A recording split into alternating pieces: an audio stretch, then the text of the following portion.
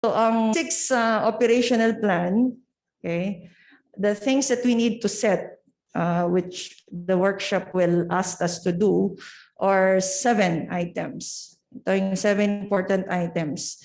So ngayong nakikita nyo na siguro by tomorrow, those who are assigned, scheduled, for tomorrow, should already think about these 7 items to be included in your operational plan. First are programs, projects, activities, or we call it PPAs, or meron pa services. Kaya kung minsan PAPs or PPAs. PPAs kasi ako sanay old school, pero PAPs na yan. Programs, project, activities, or services.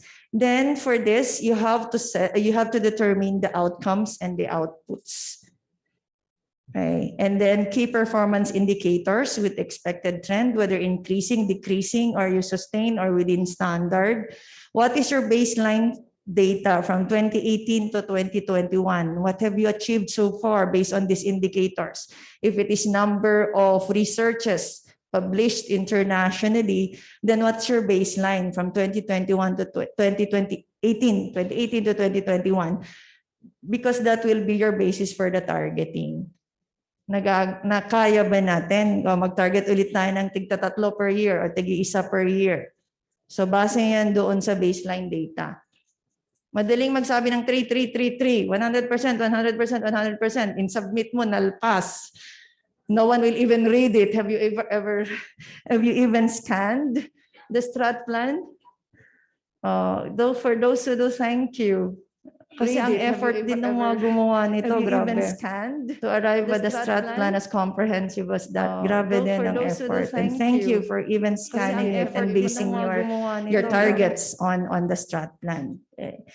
And you have your lead unit and your support unit. Ito medyo dalawa ang approach natin dito.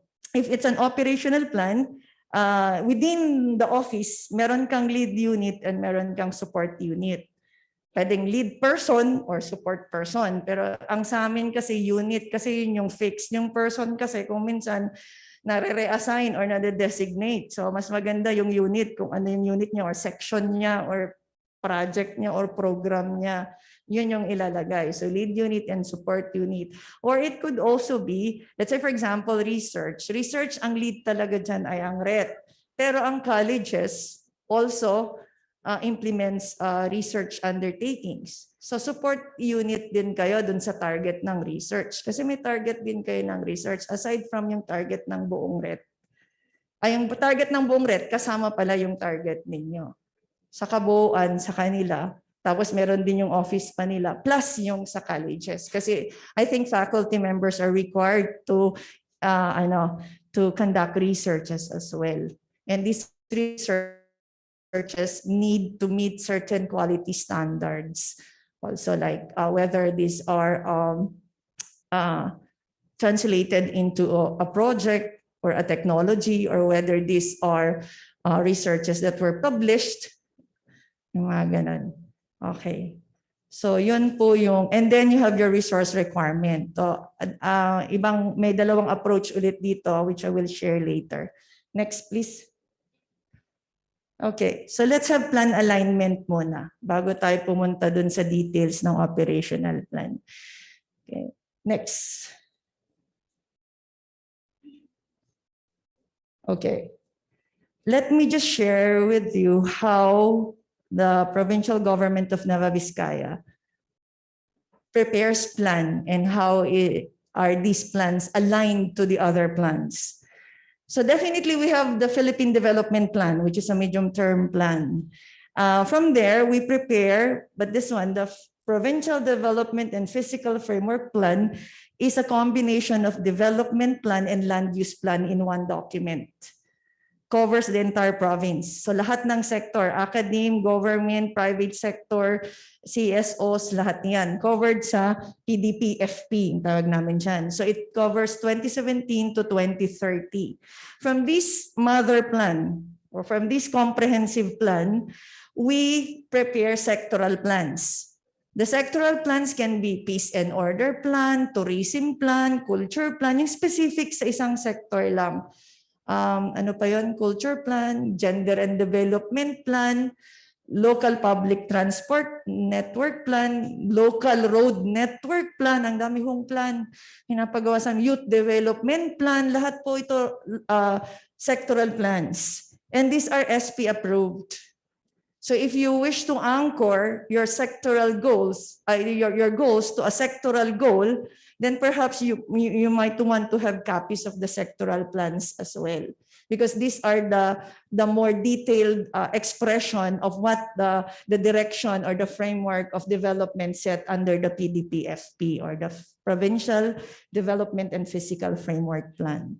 From these sectoral plans, the PLGU as an institution or as a corporate unit also prepared its corporate strategic plan as a unit, as an institution.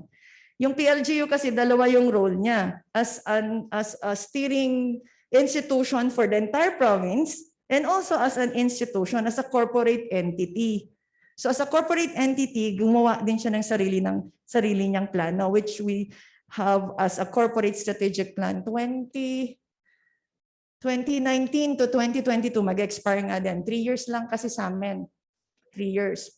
Sa inyo, 5 years. So yun, kung ano yung strategic plan nyo, ganun din yung corporate strategic plan ng PLGU na nakaangkla sa sectoral plans. Ano yung role ng PLGU as a government institution in the achievement of goals set under the different sectoral plans? So for social, ano ang kanyang kailangang i-target at kailangan niyang ma-achieve. For infrastructure, ano naman yung kailangan niyang ma-target at i-achieve. For education, mga ganyan. For health, for economics like agriculture, enterprise development, and tourism. Okay, so medyo malaki po yung aspeto ng tinitingnan natin pag nag-corporate strategic plan ng isang LGU. So medyo sectoral ang approach. And from the corporate strategic plan, each unit or each office, or we call department sa PLGU, each department prepares an operational plan. Our operational plan is just simple. It's based on the PREXI as prescribed by DBM, Program Expenditure Classification, or PREXI. Ang nakalagay dun sa operational plan namin, what's the vision, mission of the entire provincial government, and then what are the mandates of each office, and from the mandates, we define the program structure, and from the program structure, we define what are the outcomes and what are the outputs, and from there, we define indicators and we target. And then we also set a resource requirement for each of this program or for each of this project. And from there, tsaka pa lang pwedeng mag-investment programming. Ang investment programming namin ay listahan ng lahat ng pwedeng pondohan. Lahat ng projects, programs, or activities or services pondohan. Galing yan, yung program structure at yung expression of outputs, enumeration of outputs or outcomes, indicators, pareho sa operational plan. So madali na lang kaming mag-investment programming kasi yung first 3 columns ng operational plan, ita-transfer mo lang yun sa investment program. Tsaka ka ngayon mag-set ng programming for PS, MOE, and CO, or personnel services, maintenance and other operating expenses, and capital outlay, and other projects that will contribute to the program goal. So yun yung investment. Yung investment programming na to, okay, ang tawag namin dito ay, yung investment programming na to, pwedeng ang source ng budget nito ay PLGU or other fund sources. So malawakan, kung may bibigay si NBS, yun nakalagay din doon. May bibigay, for example, si DPWH, nakalagay din doon. Kung merong grants, ganyan, nakalagay din doon. Yun yung investment program. And our investment program is of 2 forms, the PDIP and the AIP. The PDIP is a medium-term one, which usually covers around 6 years or more. And then the AIP is the annual. So from the PDIP na sinet namin 6 years, kukunin na lang yung first year, yung every year. Yun yung annual investment program.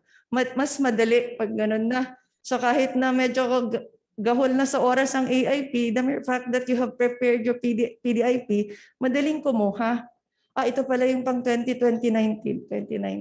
Ngayon, kung merong mga balak tayong gawin na wala dun sa PDIP, lagay mo sa AIP, pero i-update mo muna yung PDIP. Ngayon, kung ma-update yung sectoral plan at corporate plan, ma-update din si PDIP.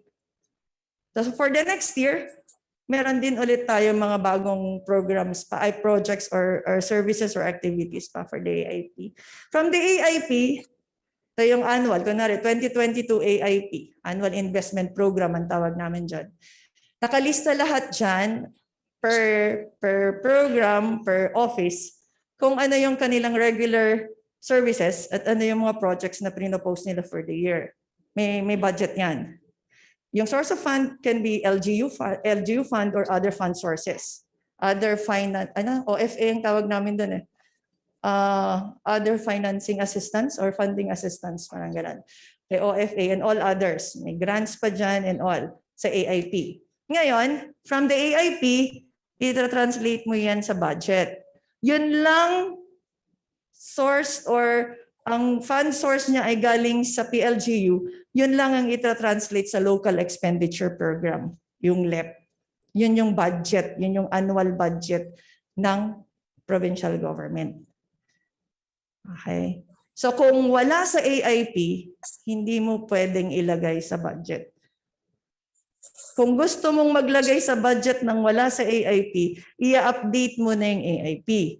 Pag in-update mo yung AIP, you have to go through the planning process first before you can even include that in your LEP or in your supplemental budget if it's a supplemental budget.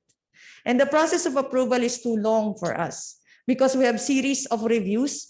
May committees na nagre-review. So PPDO, the planning office, will consolidate all proposals coming from offices. And from there, we present it for review initially to the sectoral committees. Depende kung anong sector. Si Ma'am ang chairman ng Social Development Committee. So all concerns or all PPAs under our Social Development Committee will have to be reviewed by that committee. Another committee for infrastructure, another committee for economic development, and another committee for environment. And another committee for governance, yung development administration. So 5 committee yan na magre-review ng separate aspects ng AIP. Pag natapos yan, after that, i-revise kung may revisions. Kung wala, i-finalize yan and present it to the Provincial Development Committee.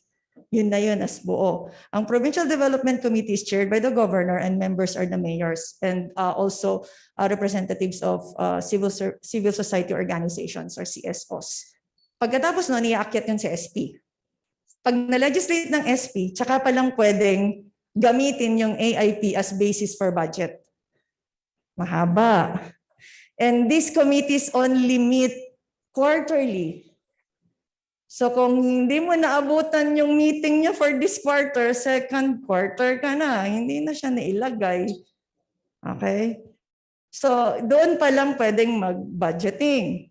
Ngayon, kung meron kang gustong ilagay sa budget na wala sa AIP, wala muna. Kailangan i-update mo yung AIP, gaganon ulit siya, iikot ulit siya. And the budgeting process is another story because that will be shared by Madam Virgie Iglesias next Monday. Okay, so iba din yung proseso ng budget review namin. Yung investment review pa lang itong sinasabi ko. Yung budget review, ibang process ulit yun. Mahaba. Kaya nga pag once na-approve yung budget at may implement na, kasalanan mo kung hindi mo nilagay kung yung dapat mong ilagay at kailangan mo palang gawin. Wala kang pondo. Ang kang ibaga nga awang pondong basol mo na nagatidog tinapananan ken nagnaanan for review. And every part of that review, the proponent office is usually involved. So, ganun siya. Hindi, yun yung ina-emphasize ko sa alignment. Kaya kailangan yung comprehensive plans pa lang, maayos na. And then we manualize, we set a manual for the procedure of the review and preparation such that kahit mag-change ang leadership or mag-change ang supervisor, mag-change ang tao na involved, na institutionalize yung system of review and system of preparation. So kung ganun yung system ng preparation at system ng review, kahit sinong umupo as planning officer, kahit sinong umupo as the department head or sinong umupo as unit head of the different offices, know that that's the process. So kung may nabago, tignan lang niya yung manual of procedure. Ito, ganito pala to. Ganito pala dapat. Okay. So para hindi siya nag-iiba every time na may mabago dun sa tao or may mabagong tao dun sa komite or doon sa maggagawa. Okay. Yun lang. Yun yung talagang pinush ng planning office to institutionalize yung systems of review and system of preparation. So kahit sa anong klaseng project man yan or anong klaseng kahit plan or investment program or budget, pare-parehong dadaanan niya kung ano yung nakalagay sa manual of procedure. So magpalit man si budget office pag budget officer namin or nag-retire man si planning officer namin, the same yung i-implement niyang procedure. Okay. And madaling i-explain sa yung nagpapalit ng leadership ng LGU every 3 years. Madali siyang i-explain sa leadership kasi nandyan na siya. Okay. Hindi siya magpapalit. Okay. And no one has the authority to counter that approved system unless you want to voice it out and have a revision of the system. And it has to go through the process again. Dadaan ng sector hanggang SP. Pag-approve na ng SP, tsaka palang pwedeng sabihin, okay, gamitin natin tong bago. Hanggat wala hong approval hanggang yung legislation niya, hindi pa ho yun approved. Kaya critical din ho yung legislative process namin. Okay. So yun yung ginagawa sa provincial government. Okay. Now, let's go to what you have done so far. Next, please. Next slide. Thank you. Pasensya na ha. Okay. Okay. So alignment naman natin with NVSU strategic plan. What you did is you align your strat and development plan with the Philippine Development Plan. Okay. And then you included in your plan development thrusts on malasakit, pagbabago, and patuloy na pag-unlad. And then you, I think, also made into pillars yung chapters ng PDP. Time. Health break daw. Saglit lang to. Last na muna to. Okay. Health break pala. Sorry. So for the development strategies, I think you also included there enhancing the social fabric, inequality reducing transformation, increasing growth potential, enabling and supportive economic environment and foundations for inclusive and sustainable development. Nakita ko yun dun sa strat plan. Pero masyadong malayo kasi yung PDP 2070, yung Philippine Development Plan, dun sa NVSU strat plan. Masyado siyang malayo. Yung Philippine Development Plan, we anchor the PDPFP, mo nga sa dating slide na. We anchor the PDPFP and the sectoral plans to the Philippine Development Plan. And my suggestion is when you align your corporate plan or your sector, corporate plan or strategic plan, doon na lang sa sectoral plan or sa PDPFP. Kasi yun yung mas localized. Yun yung targets and goals nun ay base sa local statistics and local performance. So yun, medyo malayo lang yung angkla. Pero we appreciate that you did align kasi nire-require din yun kasi tinitignan. So sa amin, ang ginagawa namin, if we do a corporate strategic plan, we just emphasize or we just include in the discussion that this corporate strategic plan was anchored on a sectoral plan that was anchored on the PDPFP and the PDP. Paano yung alignment niya, sabihin lang namin kung ano yung mga development thrusts na naka-align itong mga ito. Okay. So for now, let's have a health break. Alright, thank you very much, Ma'am Kate. So far, nag-enjoy po tayong lahat sa topic and discussion. Am I right? Yes. So thank you very much, Ma'am Kate, as a person from the legal profession who has very little knowledge on planning and all of its aspects. Naiintindihan ko po so far ang topic. But for now, let's have a quick health break. You can go outside, walk, or go to the comfort room or eat your merienda. Because later on, we will be learning more things from Ma'am Kate. Okay, thank you.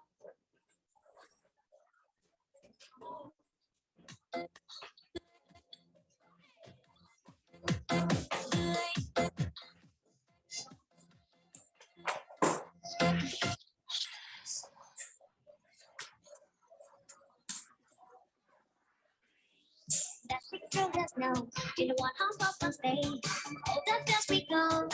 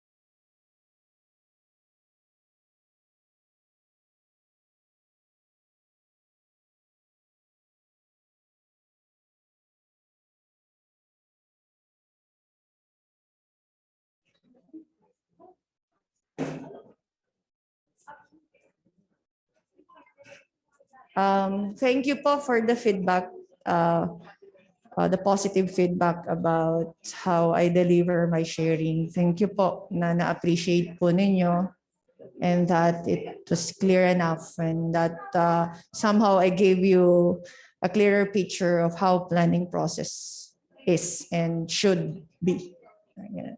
Thank you po for the feedback.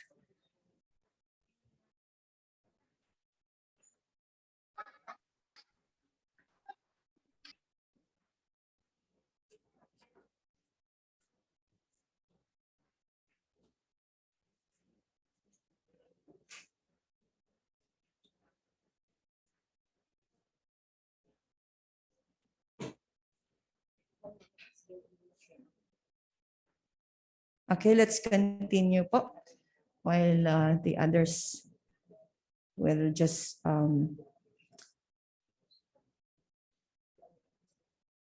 follow.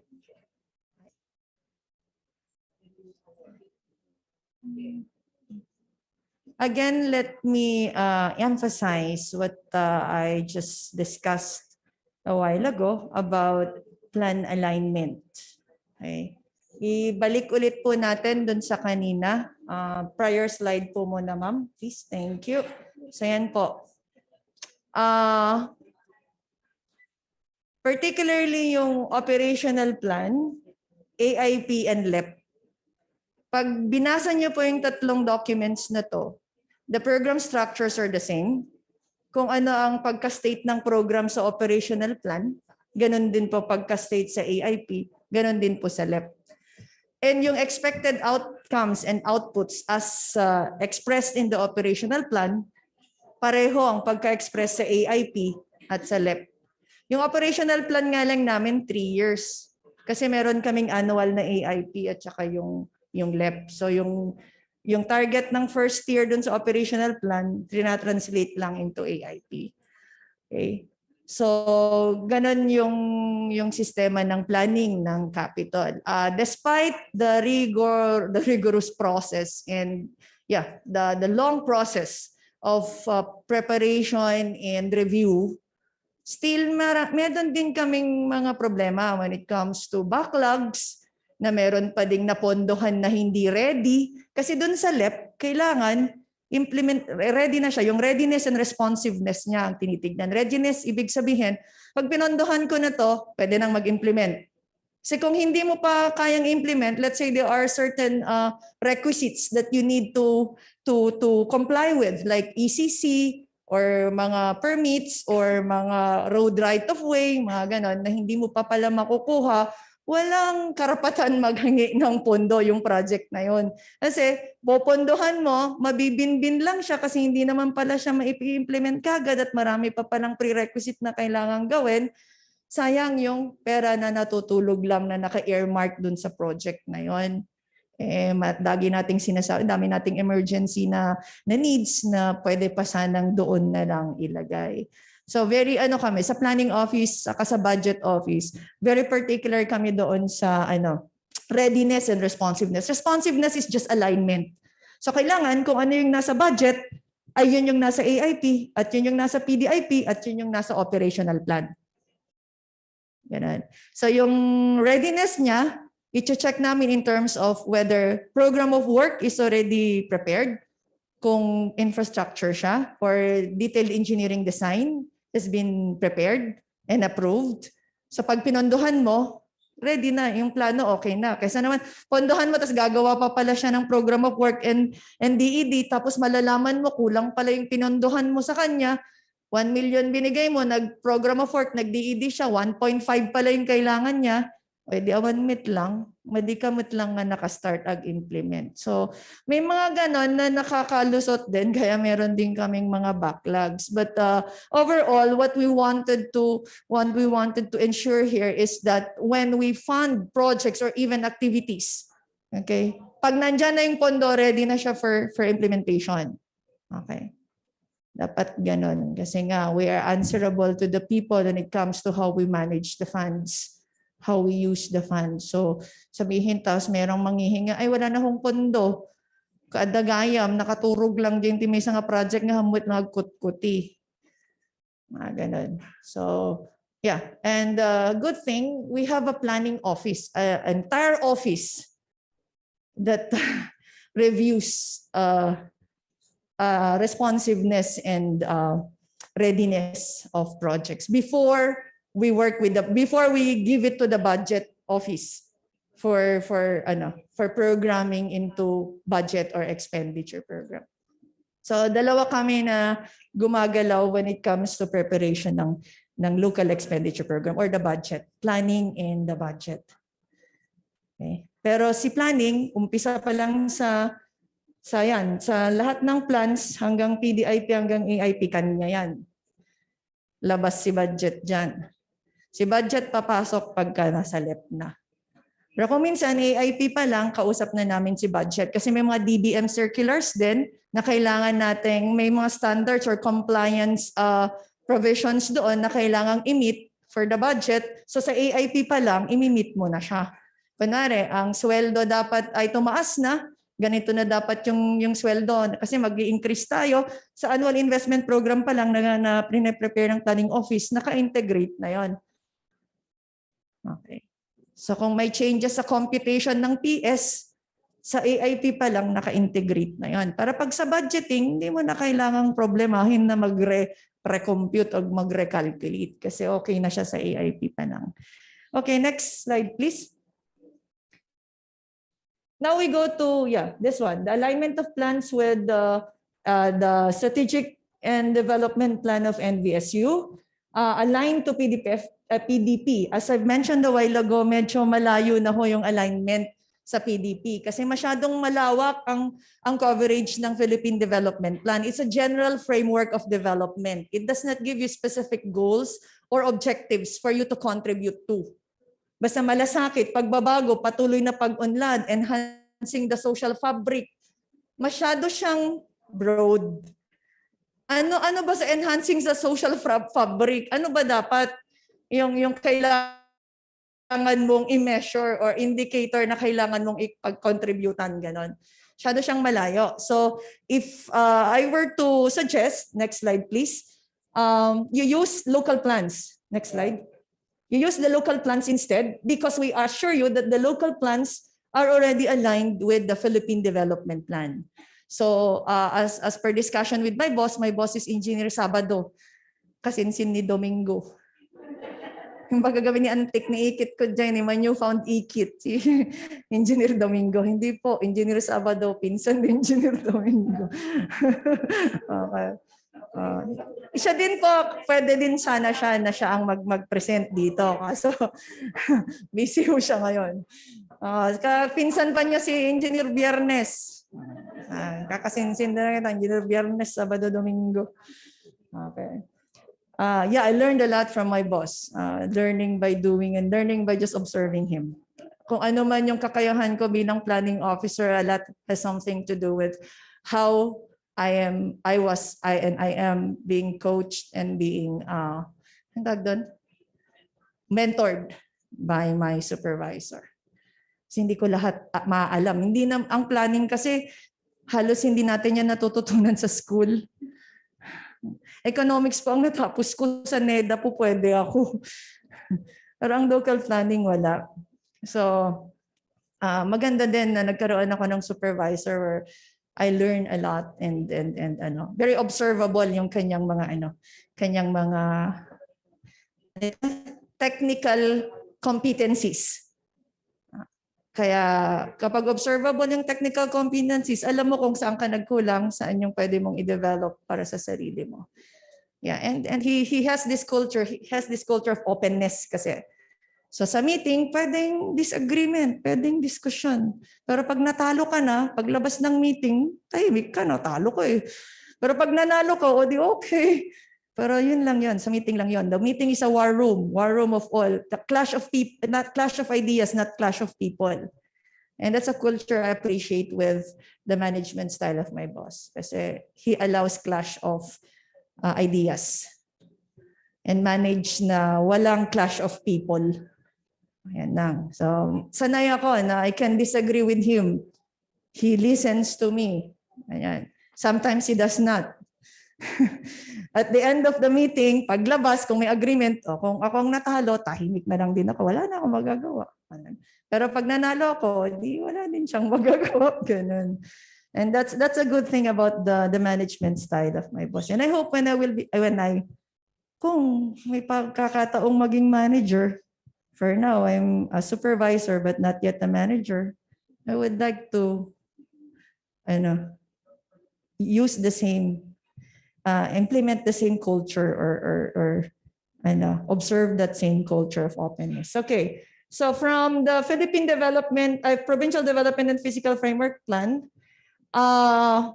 the strategic plan of NVSU should be anchored on. Mamaya papakita ko kung saan pwede kayong mag-anchor specifically. But tanong ko lang din, aside from yung strategic plan kasi, meron din dapat tayong land use plan. Meron na LUDIP.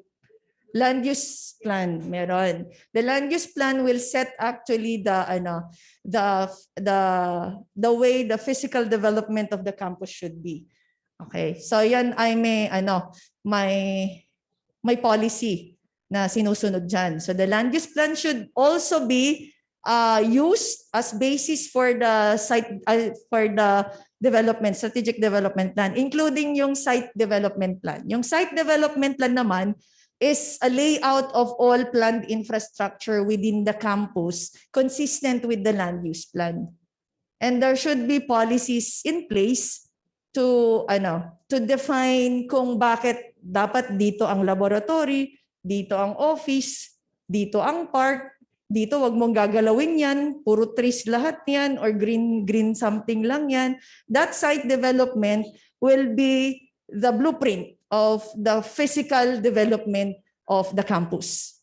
But that physical development of the campus, that site development plan should be consistent with what was expressed or what is expressed in the strategic plan. So kung sa strategic plan or sa development plan, nilagay nyo doon na meron kayong mga establishment of laboratories, construction of this, setting up of parks, IT parks and all, dapat visualize yun doon sa site dev plan. Kung anong taon siya, nakalagay yon doon sa strat plan. Pero kung saan siya ilalagay at paano siya ilalagay, sa site dev plan siya nakalagay. So it visualizes yung physical development ng buong campus. Any one of you, pag tinignan nyo yung campus, yung site development plan, meron namang legend, these are the existing facilities or infrastructure or structures, then these are the ones proposed. So makikita mo, meron para tayong propose sa banda rito, meron para din dito. But that is just a visualization of what is enumerated or what are enumerated in the strategic development plan. Okay. Then from there, we prepare an operational plan. So this is a yearly plan. Parang annual investment program sana namin. Tawag dito? Operational plan namin kasi 3 years Pero pwede na itong parang annual investment program. Yung operational plan, which will now be yung 1 year nung strat plan. So dapat maayos yung strat plan at kung kunwari 2018 to 2019, 2022. Yung 2018 nun, ang operational plan 2018. Ididetalye mo nga lang siya in terms of output. Kasi dun sa strat plan, walang output, puro outcomes yon. So anong specific output or anong specific activity ang gagawin ngayon ng per unit to contribute to the achievement of the outcomes as expressed in the strat plan? Yun yung ilalagay sa operational plan. So yung 2022 ng strat plan, yun yung ita-translate into operational plan. At yung 2022 ng operational plan will be translated, kasi physical targets lang halos yun yung nasa operational plan, including strat plan. Ita-translate mo siya sa performance and commitment review, either agency, office, or individual. APCR, OPCR, IPCR. Paano tayo gumagawa nun? Kanya-kanya, di ba? Saan naka-anchor yon? Kung bakit yun yung mga activities na gagawin mo at nire-ratean mo yung sarili mo doon? Saan? Yung nakagawian. Diba? So yung nakagawian dapat, hindi dapat nakagawian. Kung ano yung tina-target natin sa operational plan, ilalagay mo lang siya doon sa performance and commitment review, OPCR, for example, the office, OPCR, in 2 SEMs. Kasi yung operational plan, isang taon. 2022, kuna na. Yung OPCR mo ngayon ay in 2 SEMs. So hahatiin mo, kailan mo ba gagawin to? First SEM, second SEM, or hahatiin mo siya 50% first SEM, 50% second SEM? Yung OPCR, dapat pareho siya kung ano yung indicator and targets mo siya sa operational plan, which is your office plan, pareho dun sa OPCR. Kasi ang OPCR, i-rate mo na yung sarili mo sa paggawa, yung office mo sa paggawa ng ano ang tinarget mo sa operational plan. Ang maiiba lang dun ay, yung OPCR mo may quantity, quality, time. Yung operational plan mo is quantity lang.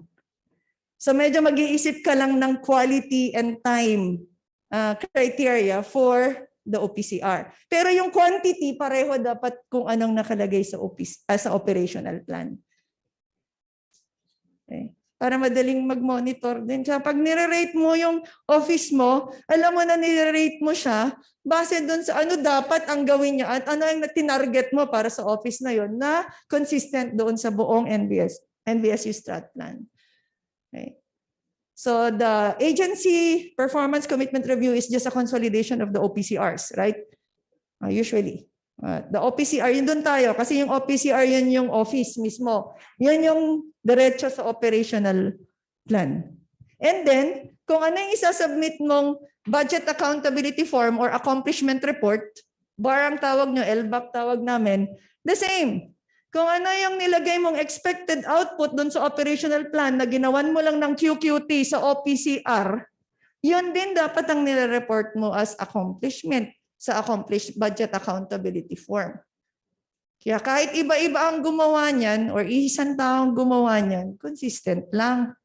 Kasi kung iba-iba ng tao gumawa niyan, iba-iba na. Iba yung sinasubmit mo sa budget accountability form as accomplishment, iba yung OPCR na nire-ratean niyo yung office at yung sarili niyo, iba din yung nakalagay sa operational plan. So when we do OPCR targets, kung anong na-target sa operational plan, yun yung ilalagay sa OPCR targets. So when you rate the office after 1 SEM, yung kung ano yung consistent na siya dun sa operational plan. So ang pagkakaiba lang, Q lang ang meron doon, quantity lang sa operational plan.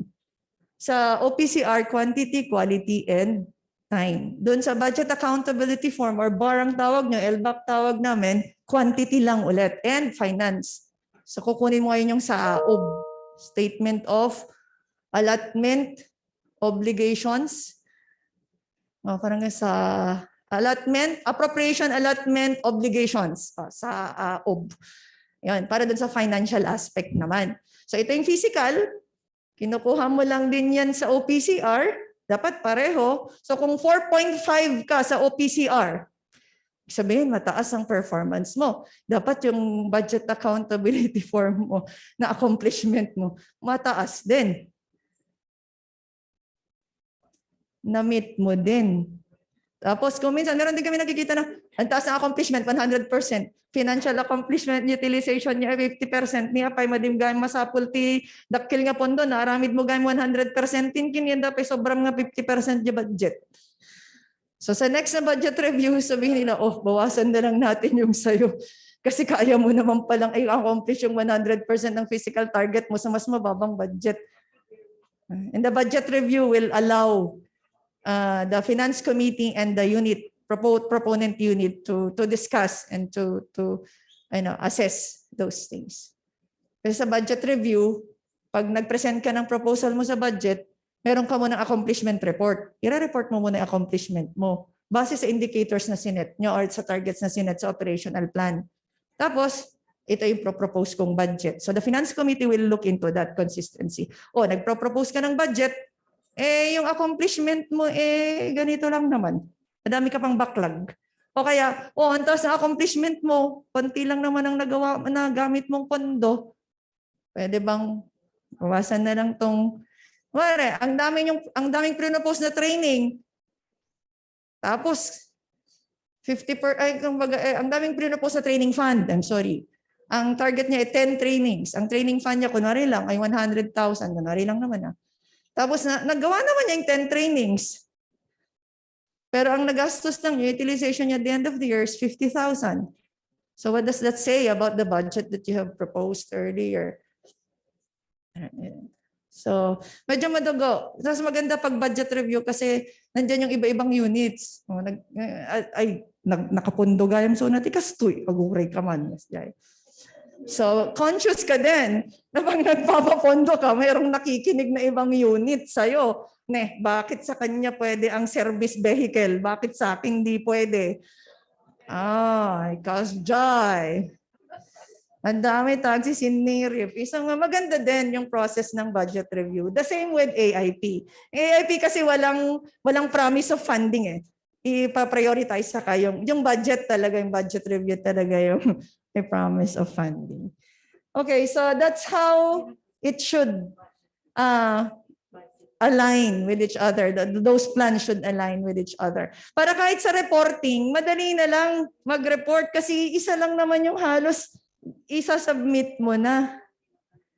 Sana lang. Isang sets of indicators, isang sets of targets, pare-pareho sa lahat. Kahit na OPCR ang tignan ko, barang tignan ko, operational plan ang tignan ko, pare-pareho yan. Iba-iba lang kasi yung detalye ng kinakailangan. Sabi ko nga uulitin ko, yung operational plan ay quantity and budget, ay target and budget. Yung OPCR naman, quantity, quality, and time. And the program budget. Yung bar naman ay quantity, yan accomplishment lang. Iba-iba na yung detalye na hinihingi pero pare-pareho dapat yung base info na nilalagay. Next, please. Okay, so let's have first the Provincial Development and Fiscal Framework Plan kasi feeling ko iba or karamihan po sa inyo hindi halos nabasa ito.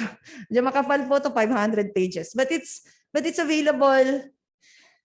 Hindi ko alam kung available online siya sa website ng Capitol. Check ko na lang po. Or we can share it. Wala. Okay, so baka nasa Google Drive lang ng PPDO ito. Kasi shared ito sa lahat ng office.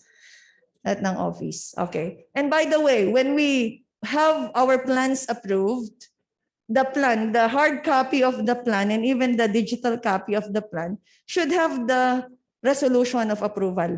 Kung board ang nag-approve, dapat may board resolution approving that. Yung corporate strat plan, walang naka-attach na board resolution na na-approve siya. Tapos walang pirma. Sa amin kasi every page may pumipirma, either SPSEC kasi ang pumipirma sa amin, tsaka kung sino yung preparer. Ganyan. Sa executive tsaka SPSEC ang pumipirma every page. Pero naka-attach ang SP resolution stating na approve itong plano na to. So I hope ganun. Sa lahat ng plano, lahat ng documents ninyo na kailangan widely disseminate ninyo ay meron siyang naka-attach na board approval or a document that proves that plan or that program is approved. Dumaan sa proseso. Okay, so let's have these goals. The PDBFP has 9 goals. So unlike the PDP has only 3 development thrusts like malasakit, pagbabago at pag-unlad. Dito specific ang goals ng PDPFP. The first and foremost of the goal is ensure inclusive wealth generation. Pero tong goal na to may series of objectives siya. Kung crops man siya, may objective siya on crops. Fisheries siya, may objective siya on fisheries. Entrepreneurship, may objective siya doon. Tourism, may objective siya doon. So para alam mong measurable yung objectives, I will show you that later. Then we also have improved environmental quality and natural resources management. So that's for environment. Then end poverty or reduce poverty incidence to lower than the 9.1% level. Since this was prepared in 2015 yung ginamit na statistics dito. Next slide please. So aside from wealth, environment and poverty, we also have goals on disaster and climate change resiliency, ensure inclusive quality education, dito papasok din ng NBSU, and then ensure quality of health and well-being of the province's constituency. Next. Ensure peace and security of all, ensure good governance and responsive government institutions at all times, and ensure sustainable human settlements. Yung infrastructure, yung water system, lahat yun nasa social welfare, nandun siya sa 9, nandun siya sa ensure sustainable human settlements. Okay, let's see how we can align yung strategic plan. Mas magandang i-align siya dito kasi mas specific kung saan mo siya pwedeng i-contribute. Next slide, please. Okay, so let's have inclusive wealth generation. So ensure inclusive wealth generation. One of the objectives, there are a lot of objectives under this goal.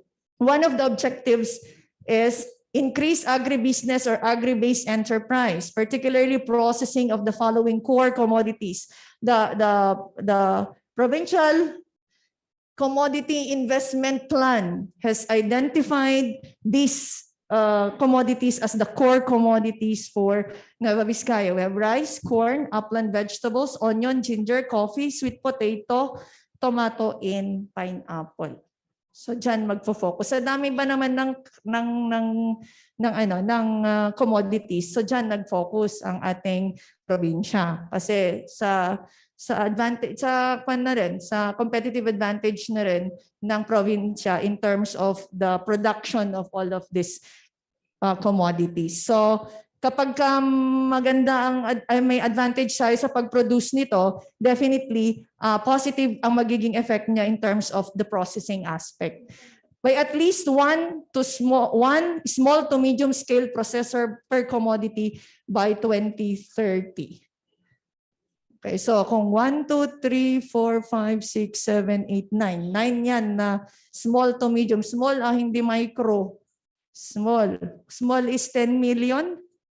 10 million ang asset or capitalization. Startup capitalization is 10 million. So that's small. Micro is below that. We're not targeting micro for this. If you want significant supply, significant employment, and significant income generated, then it has to be small to medium. Medium is around 100 eh. 100 million yata ang medium na ngayon. Basta 10 ang alam ko sa small. Okay, so let's have NVSU Strategic and Development Plan 2018 to 2022. I browsed through it and yung sa performance objectives na lang ako nag-base. So sa dami nung pwedeng makuha doon, there are certain performance objectives that can be aligned with yung objectives ng PDPFP, like provision of technical business advisory services. Ang kanyang indicator, number of clients, 150 ang target niya from 2018 to 2022. Ang tanong ko, naibigay niyo ba to 150 na clients or even more?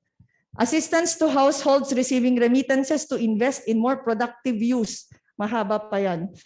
Ang indicator ay number of viable demo projects established with return on investment. Ang target ay 3 within the last 4 years, ka-5th book next year. Development of value-added products derived from natural resources for their livelihood. So nag-target ng number of value-added products at nag-target ng new SMEs established. Tigta 3.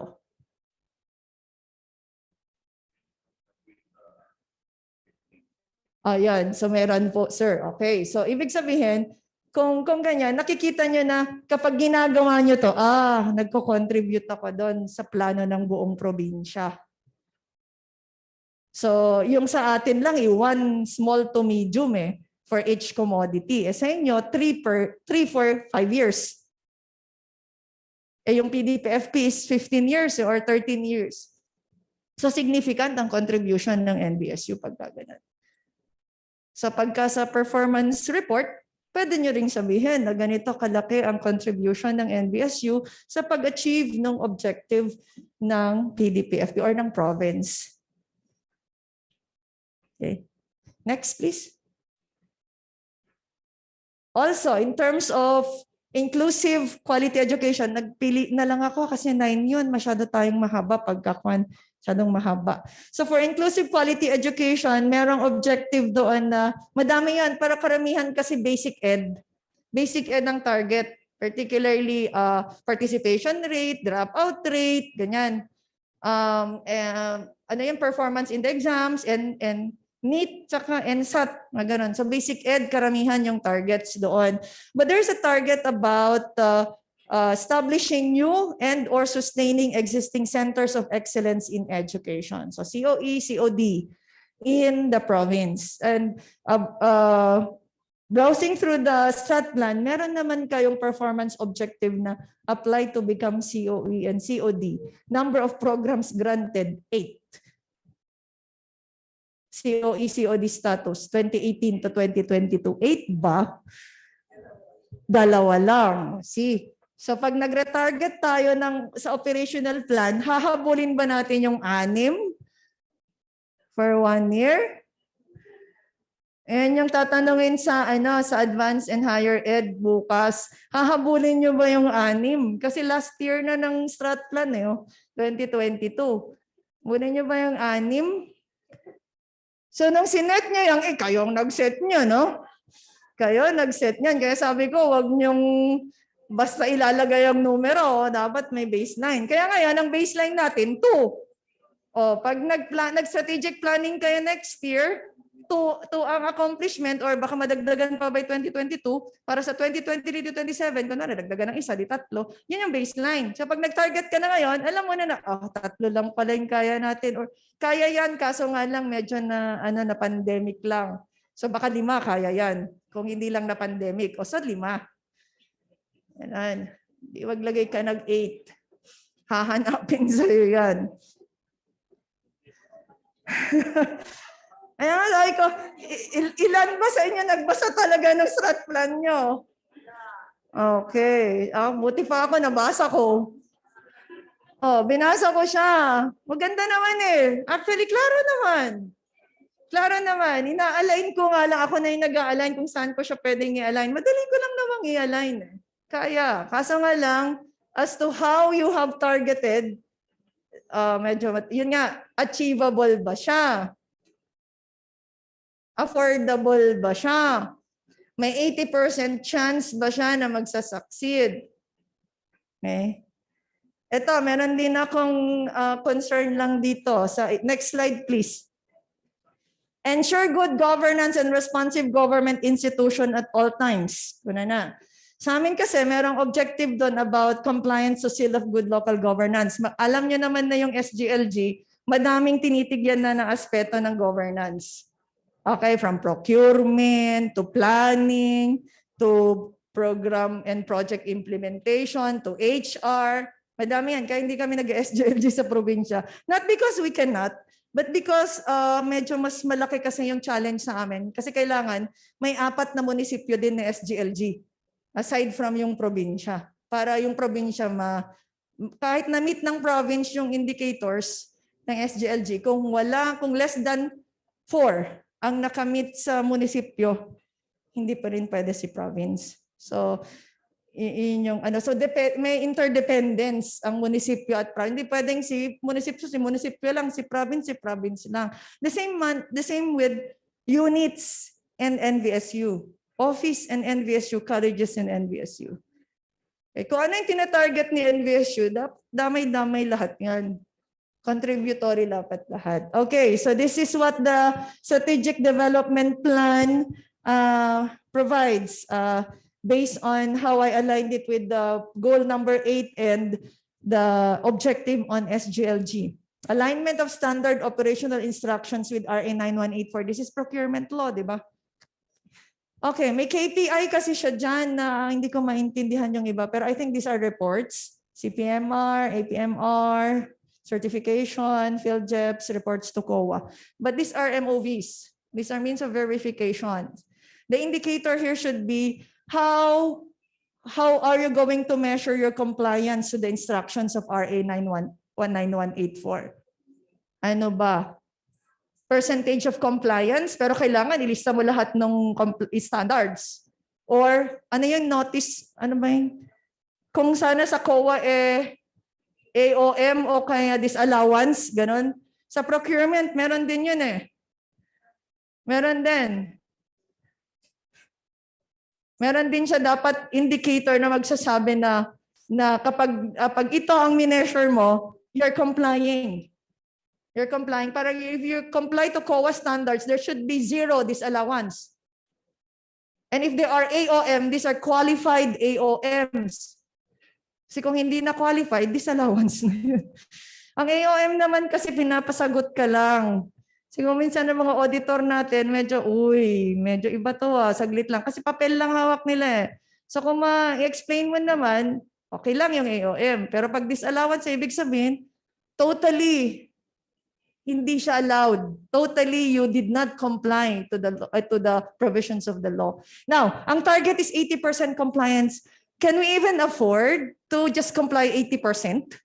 Or supposedly these are provisions of the law, we should comply 100%. So if it's compliance with the law, it's not anymore about whether it's achievable or affordable.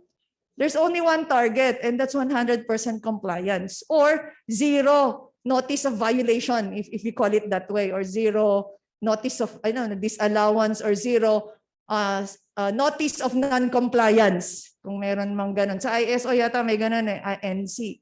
But 0. That would tell you that if you have 0 NC, ibig sabihin 100% you comply with the standards. There's no such thing as 80 if it's compliance with the law. Ano ang hindi mo i-comply? Yung bidding? Kaya? Yung number of days? Kaya? Ay na, kasi attorney nandito oh. Bihin niya sa'yo, Nay, patay tayo niyan. Mag-retire na tayong lahat, meron pang humahabol sa ating disallowance. Okay, and the law is there to protect how the money is being used. So we have to comply with those standards or to the provisions of the law, because if we comply, it means that we are protecting the way the money is being used, or government money is supposed to be used. Okay. So, sana sa mga next na targeting, wala nang 80% compliant. 100%. Or if it's not, kasi mahirap yung 80%, hindi mo alam kung ano ba i-comply mo na 80 or 100. I'd rather use indicators na, yun nga, yung negative side, yung disallowance, para 0 ang ilalagay mo. Non-compliance notice, 0 ang ilagay mo. Notice of violation, 0 ilagay mo. Pati sa Solid Waste Management Act, yung sa ECC provisions, yung Pollution Control Officer natin, sa ECC dapat, ECC ba? Environment Compliance Certificate. Meron tayong ganun, di ba? And the pollution officer should see to it na walang violation. Kasi pag nag-notice of violation yan, 19,000 per violation. And you cannot charge that under MOA. Walang item sa MOA na payment of violation. And we are government. Why are we violating government provision, government rules or regulations? So personal yan. Sino magbabayad? Si PCO, boss ni PCO, tsaka boss ng PCO. Yun. Kaya kawawa naman si PCO. Tsaka yung boss ni PCO, tsaka yung boss ng PCO. Hanggang president yan, magbabayad. Kung okay lang kay president siya, magbayad. 19,000 per violation. If you have 5 violations, that's significant amount. You cannot charge it anywhere else, any item. I think the finance people will agree with me, the finance managers will agree with me that you cannot charge violation fees. You cannot charge. It's a personal money that you're supposed to, you pay that. Kasi ang resibo, violation fee. Hindi naman certificate or fee, or hindi naman siya permit fee. Okay? So 100% compliant to the ECC provisions, 100% compliant to, or 0 notice of violation, 0 non-compliance certificate, 0 disallowance, ganun. 0 dapat. Is it doable? Is it achievable? We should. Kasi these are laws, so provisions of the law. Kumbaga, bawal ang illegal pag ganun na. Okay. So the others, kung hindi siya compliance to a certain law, yes, you can go lower than 100%. Depende kung achievable, affordable, ganun. Oo, kung kaya. Pero pag compliance to the law, wala kang magagawa, 100% ang target mo dyan. So sa finance committee, sa finance offices, pag nag-operational plan, malaking challenge to kasi puro zero. Dapat na ilagay nyo, zero violation or zero notices. kami din, na magrereklamo din ng aming finance offices kasi nga, hindi lang naman sila ang naggagawa ng transaction, pero sila kasing nag-audit, sila ang nagsa-certify kung okay yung process. Di wag mo siyang i-allow, gastusin para wala kang disallowance. Yan. Within the control pa rin ng finance offices yan, yung zero disallowance and zero notice of violation. Within the control din yan ng PCO. Okay, next please. Now, before we can even align yung ating strat plan to the operational plan, there is a need, I think, to remind ourselves to where all of this are actually anchored. So allow me to just present to you the NVSU philosophy as provided in the strat plan or the development plan. Next slide, please. Remind ourselves that the vision and mission of the university is a premier university. Ano ho ang premier? Paano nyo ho malalaman kung premier na kayo? Sa vision ng province, we defined each of the phrases or the words. Kunwari, disaster resilient community, pananakabal division. Naka-define no inya ajay. What is a disaster resilient community? So in this case, you have to define what is a premier university in a global community. Or what is again a global community? Ang ganda nga ng vision nyo kasi short, tapos talagang kahit sino pwedeng sabihin kasi madaling sabihin. But when we try to measure it, how far are we with our vision or how near are we with our vision, then that's where the problem lies. Because as we go on, okay, the mission statement somehow defines what the premier university is. It says a university that provides high quality, innovative, and relevant operations from instruction, research, extension, entrepreneurship program adhering to international standards. Sinabi naman niya. Okay? Pero dinescribe lang niya. Hindi niya sinabi kung ano ang high quality, ano ang innovative, at ano ang relevant, at ano yung international standards. But it already described what the premier university na global community is. Okay naman. Okay naman yung mission as aligned with the vision. Next slide, please. Then we have the goals.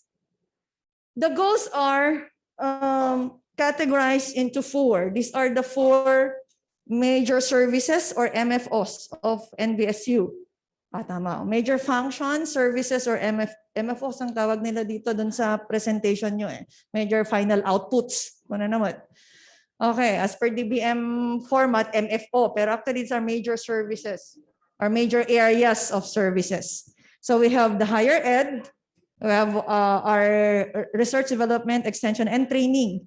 Then we have business affairs and resource generation, which is also under the GAS. Hindi siya na separate. Under siya ng GAS, di ba? Okay. And support to operations na sa GAS din yan.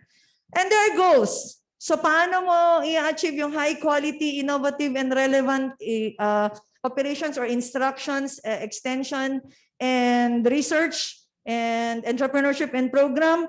Sinabi naman dyan, pagka instruction, and sa higher ed, functional learning center for innovative programs.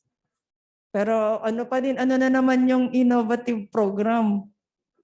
Meets international standards of quality and excellence. Ano na naman yun?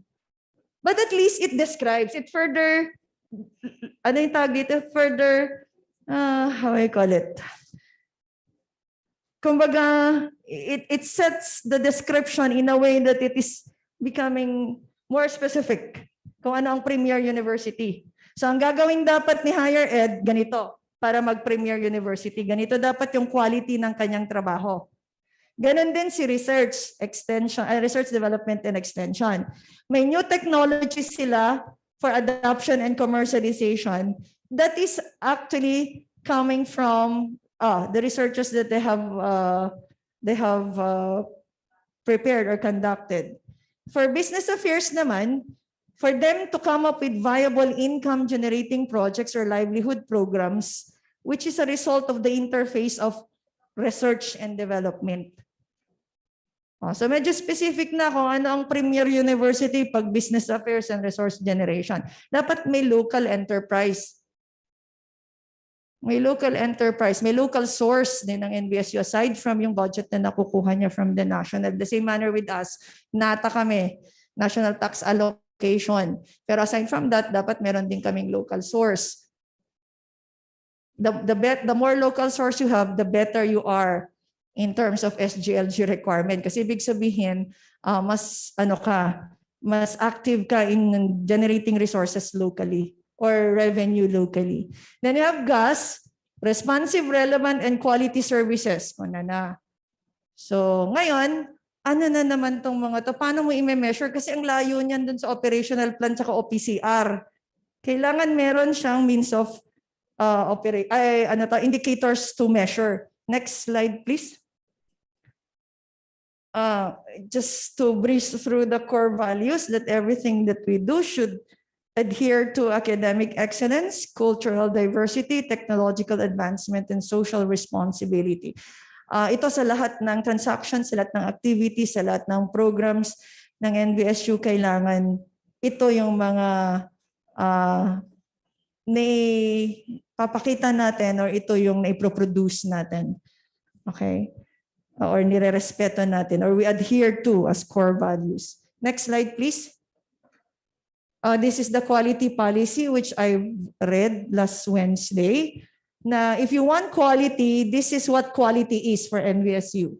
Kupidu. Kupidu. Tama ba ako? Commit. Improve continually the QMS. Uphold core values and adherence to applicable standards. So walang 80% compliance sa 100% dapat. That's the quality that we are asking for. Promote innovations and transfer technology, initiate and nurture new relevant expertise, deliver responsive instructional learning, and uphold transparency and accountability. Okay, this is the statement of quality. So dito mo pwedeng ibasa yung QQT mo ng OPCR. Next. Okay, ito na. Tapos pumunta ako sa organizational outcomes. Binasa ko kasing strat plan, saya magbasa ng strat plan niya. I learned a lot about NVSU by reading the strat plan. So in the strat plan, in the strat plan, may nakalagay na organizational outcomes. Outcomes should be measurable already. At this point, yung goals, okay lang yan na medyo general at descriptive lang. But when you present outcomes and outputs, there must be measurable indicators for you to base your targets on. So there are 4 outcomes which actually were anchored on the goals kanina. Yung goal 1, 2, 3, 4. Pag titignan mo. Globally competitive graduates. Enhance research generation and immediate knowledge dissemination. Improve status of life and well-being of the community. Professional institutional management. Tanong, paano ko alam na na-meet ko na tong outcome na to? Or nakakontribute ako dito? How do you know that you have produced globally competitive graduates? Your op plan should tell you your activities for determining such, right? Kunwari sa office, may tracer study, conduct of tracer study. From the tracer study, may statistics na magpo-prove na may nagsasabi doon sa tracer study na globally competitive. Ano nga yung globally competitive? Nag-abroad doon, nagtrabaho, ganun po ba yun? O may award? Or ano? So kung may standards yun, yun yung gagawan mo ng gagawan mo doon sa op plan. Kasi sa strat plan wala. Sa strat plan pa lang sana meron na indicators of what globally competitive graduates are, so that when you come up with your op plan, you know what activities to do. What outputs to produce? If it's tracer study, the tracer study is just an output to determine statistics or information or produce data that will tell you whether your graduates are globally competitive or not. The same manner with enhanced research generation and immediate knowledge dissemination. What are the indicators for this? Improve status of life and well-being of the community. Increase income ba? Improve health ba? Mortality rate? Ano ba?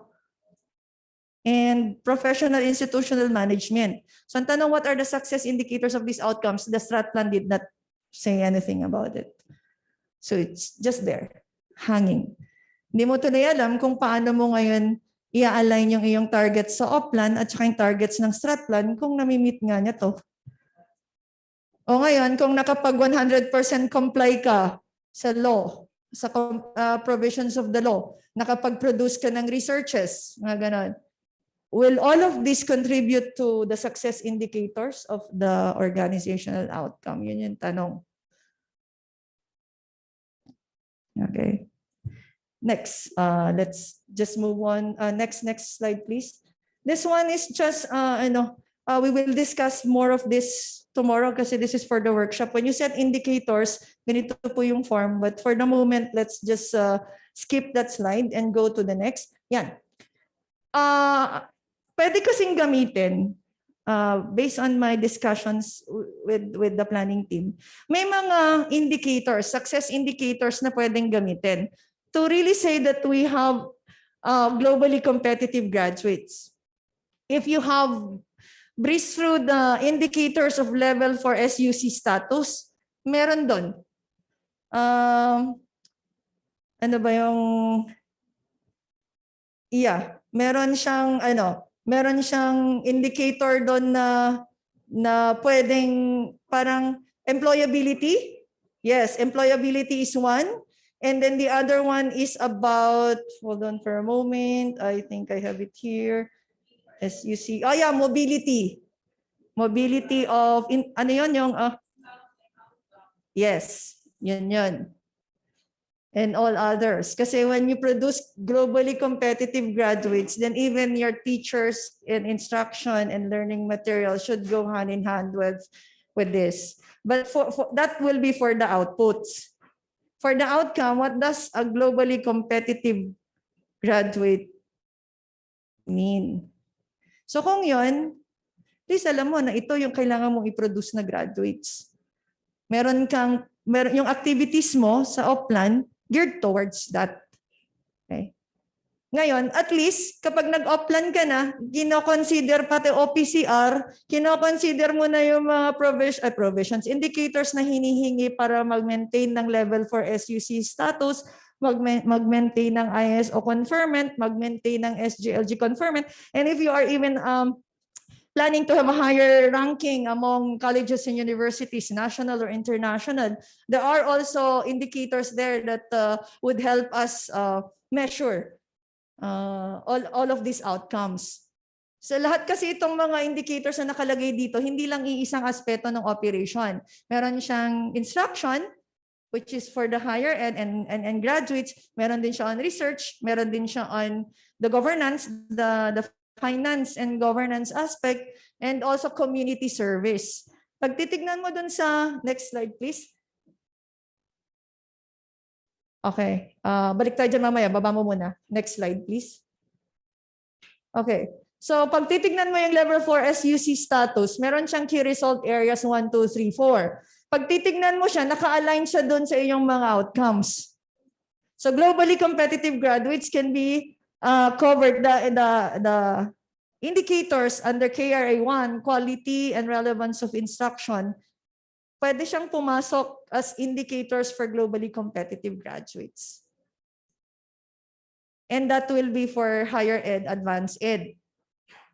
For research capability and output, nakalagay din doon kung anong indicator ang titignan mo para enhance yung research generation mo at may immediate knowledge dissemination.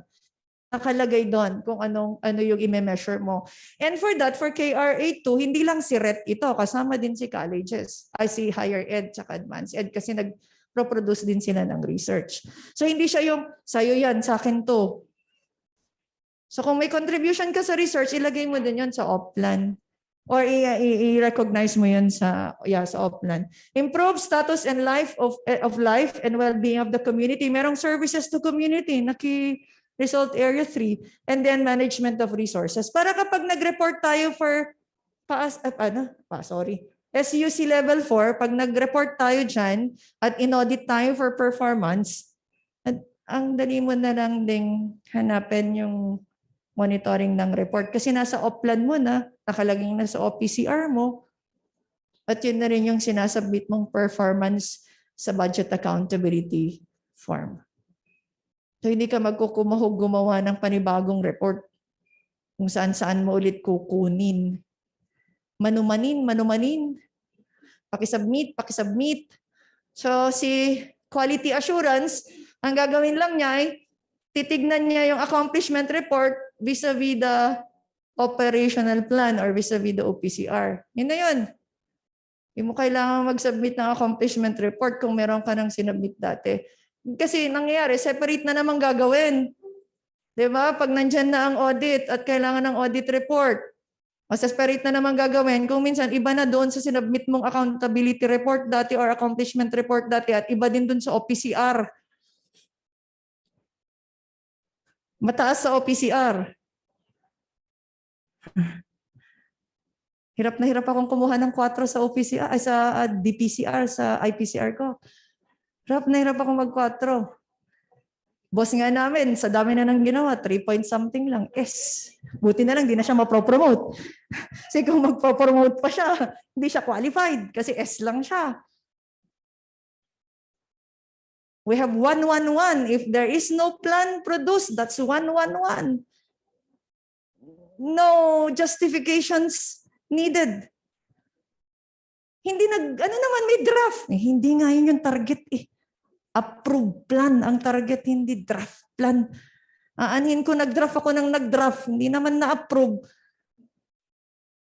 So it's the final output, lalo na sa aming mga division chiefs, the final output of the office is ours. Okay lang yung IPCR. Pag nag-submit na siya ng chapter 1, 2, 3 niya sa akin, okay na yung division mate ko. Pero ako, hanggat hindi natapos yung buong plano, 1.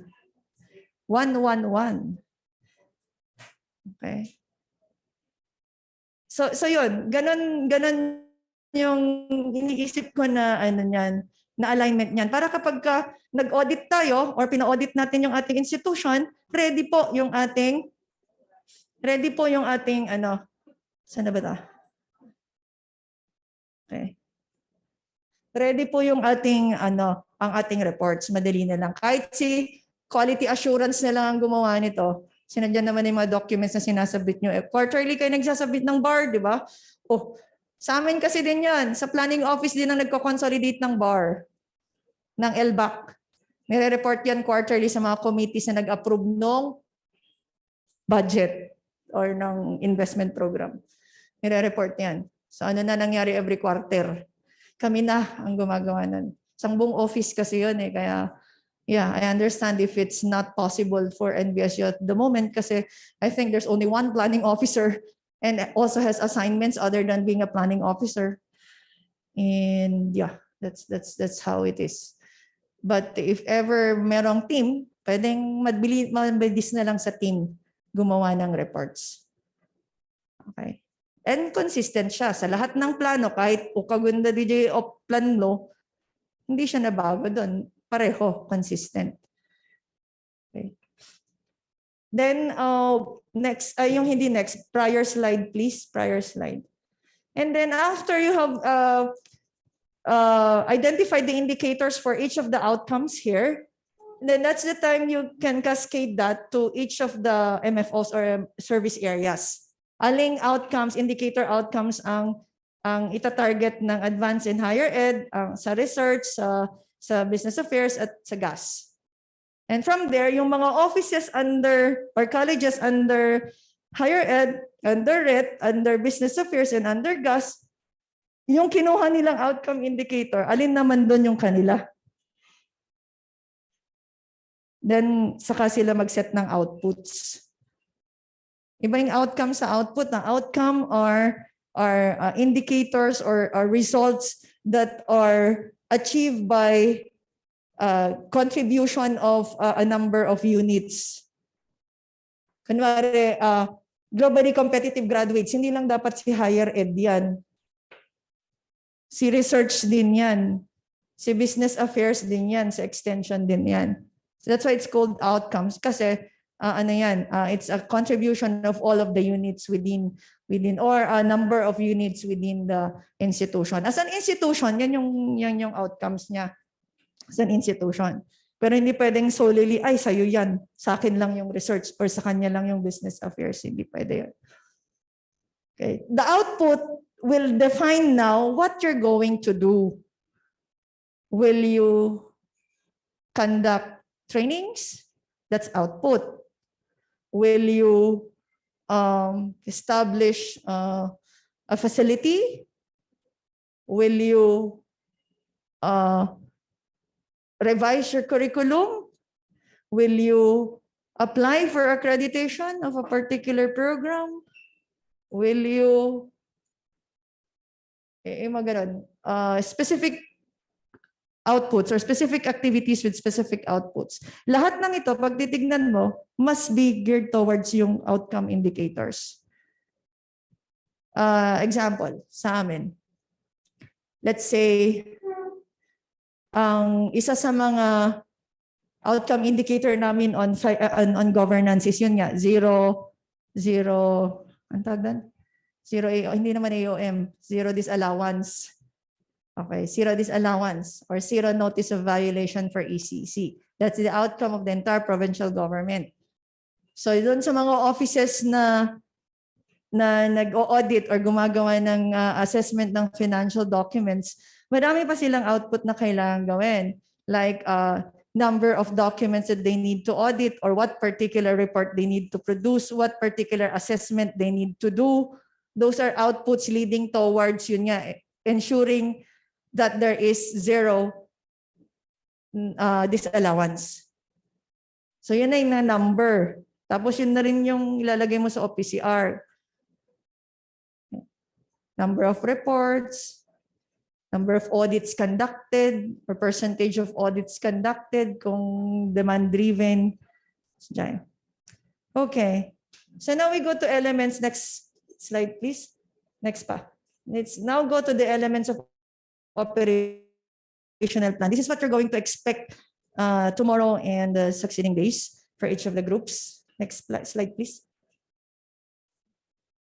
Okay. Again, may I reiterate na yung ating gagawin is an operational plan, not the strategic plan, but the operational plan, which is an expression of the annual expression of your strategic plan.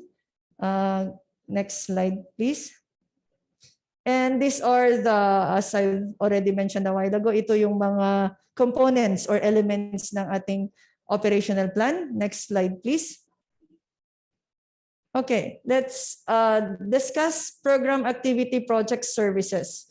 Iba kasi yung pagkakaintindi ko ng POPs doon sa nabasa ko doon sa development plan. But nonetheless, since you already have a listing of POPs in your development plan, we can actually use that and use that para hindi naman na mabago ng entirety. Tsaka magamit natin yung strat plan.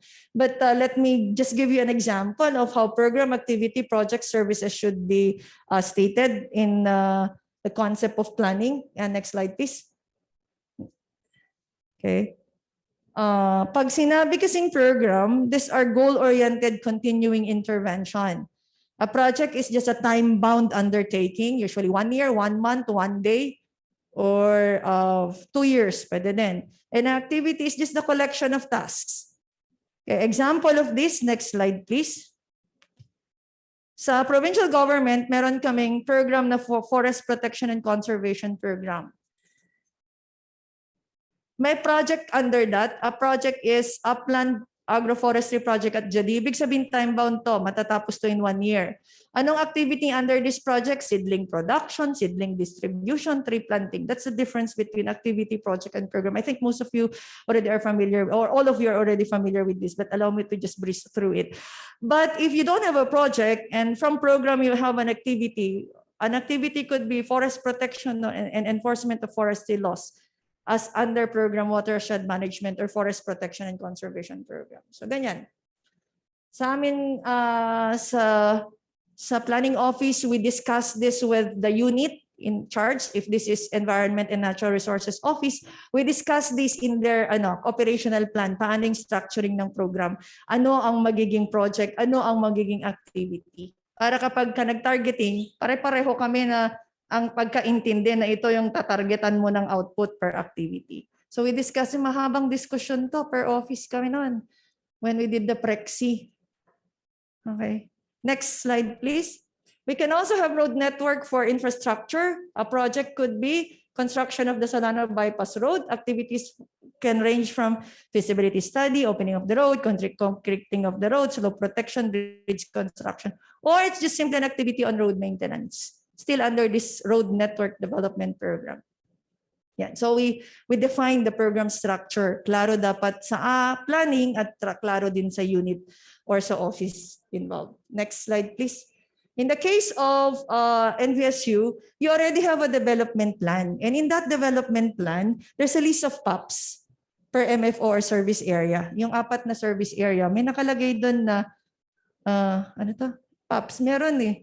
Pero actually, pag titignan ko siya, karamihan yan ay activities or services. Hindi siya classify as to whether it's a program, may program or may project. Yung mga projects nyo na may funding sa STF, ganun. Wala doon eh. Wala doon. So, we can use that in the workshop tomorrow. And then we can translate that into the list of POPs per office, unit, or college in the operational plan. Although per MFO yung nakalagay sa dev plan, check mo sa office kung alin doon yung sayo, yung POPs mo. At yun yung ilalagay mo doon sa op plan mo. Okay. Sa pababang ganun. So kung dalawa lang doon sa list of POPs, ang sayo di yun ang gagawan mo ngayon ng op plan. Unless meron ka pang mga bago na hindi nakalagay sa dev plan na ilagay mo na. So medyo magbabago ng konti, sabi nga ng planning team, pwedeng mas malawak yung operational plan kaysa yung strat plan. Kasi baka may naisip kayo na hindi na ilagay sa strat plan na kailangang ilagay sa operational plan. Kasi nga, ginagawa niyo ito at nababudgetan ito. Next. In terms of outcomes and outputs, next slide, please. Okay. This is how the terms actually differentiate from the other. It's just a technical definition, but more or less, when we assess PPAs or POPs, kailangan lang na pare-pareho tayo ng intindi or pare-pareho tayo ng definition. It's not that this is correct and yours is wrong, but what we set within the PLGU is a common definition and common understanding of what outputs, outcomes, and impacts are. So kung ito ay ginagawa ng office mo, para sa kliyente mo, output mo to. Reports, meetings, trainings, research. Pero kapag benefits of your clients na, that's outcome. Like what will your students benefit from? What are the benefits that your students will get out of the things that you've done? That will be outcome. Yun nga yung globally competitive graduates. So ang benefit nila ay maging globally competitive. I-measure lang natin kung ano yung globally competitive. Huwag natin munang isipin yung impact. But impact is for sectoral plans. So lahat na ng academe. Yan. For the impact, or kayo plus stakeholders nyo for the impact. But for now, let's go until outcome for operational plan. Next slide, please. Okay, so again, let me go back to Forest Protection and Conservation Program. The result for the program will be yung outcome. Anong outcome niya? 10% increase in upland forest cover. Pero kapag may project siya, ang project lang niya, ang result lang ay yung 30 hectares reforested. That will contribute to the increase in forest cover. Pero kapag yung project ang i-monitor mo ng output, yun lang kung ilang hektarya ang reforest niya. Lahat na ng projects under Forest Conservation Program, titignan mo na kung nakapag-increase nga siya ng 10% dun sa upland forest cover. And for activities, seedling production is 100,000 seedling, seedling distribution 5,000, tree planting 30 hectares. So mas specific na as you go down the line of what POPs are or the hierarchy of POPs. Okay, so ang nangyari ay dun sa dev plan, karamihan nasa activity. Nandun siya sa ilang seedlings produce, ilang beneficiaries ang nabigyan, ilang ektarya ang na plant, ganun. Tapos hindi mo alam kung para saan siya. Para saan ba to? Kasi nga, may outcome naman tayong globally competitive graduate pero hindi nga klaro kung anong indicator nun. Para alam mo sana kung ilan din yung na-contribute, yung ginawa mo ng buong taon, gaano siya ka-significant in contributing to that. Okay. Next slide, please. The same manner with roads. So ang sa roads, kapag ang project may construction, yun lang kung ilan yung stretch, yung length ng road. But if you want to go for outcomes, the program will tell you that there should be a reduced travel time by, let's say, 50%. Kaya ka naman nagko-construct ng road para mabawasan naman ang hassle sa pag-travel, either reduce travel time but it's quite difficult to measure the comfort of travel.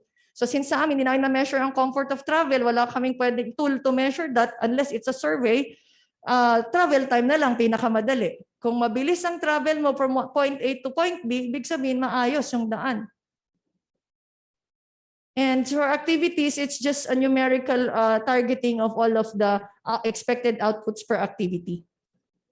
So yun yung ginagawa ng office, yung activity na yan. Lahat tayo gagawin natin yan. At saka yung project kung may project. Para saan to? Yun yung program, yun yung outcome. Yun yung isa-set ng strat plan for the entire NBSU, supposedly. Which the strat plan did not set. Yung indicator lang naman. Next slide, please. Okay. So for now, ang outcome natin, may just remind you, since iyan na yung nasa, strat plan, yan na yung gagamitin natin. Ang gagawin lang natin ay ano yung mga indicators ng mga to.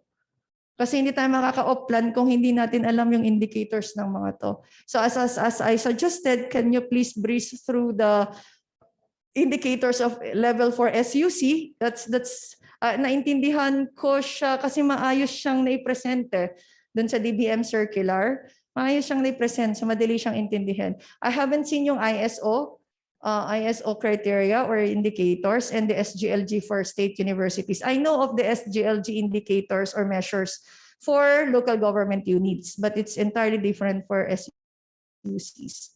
And all other standards that the university needs to comply to.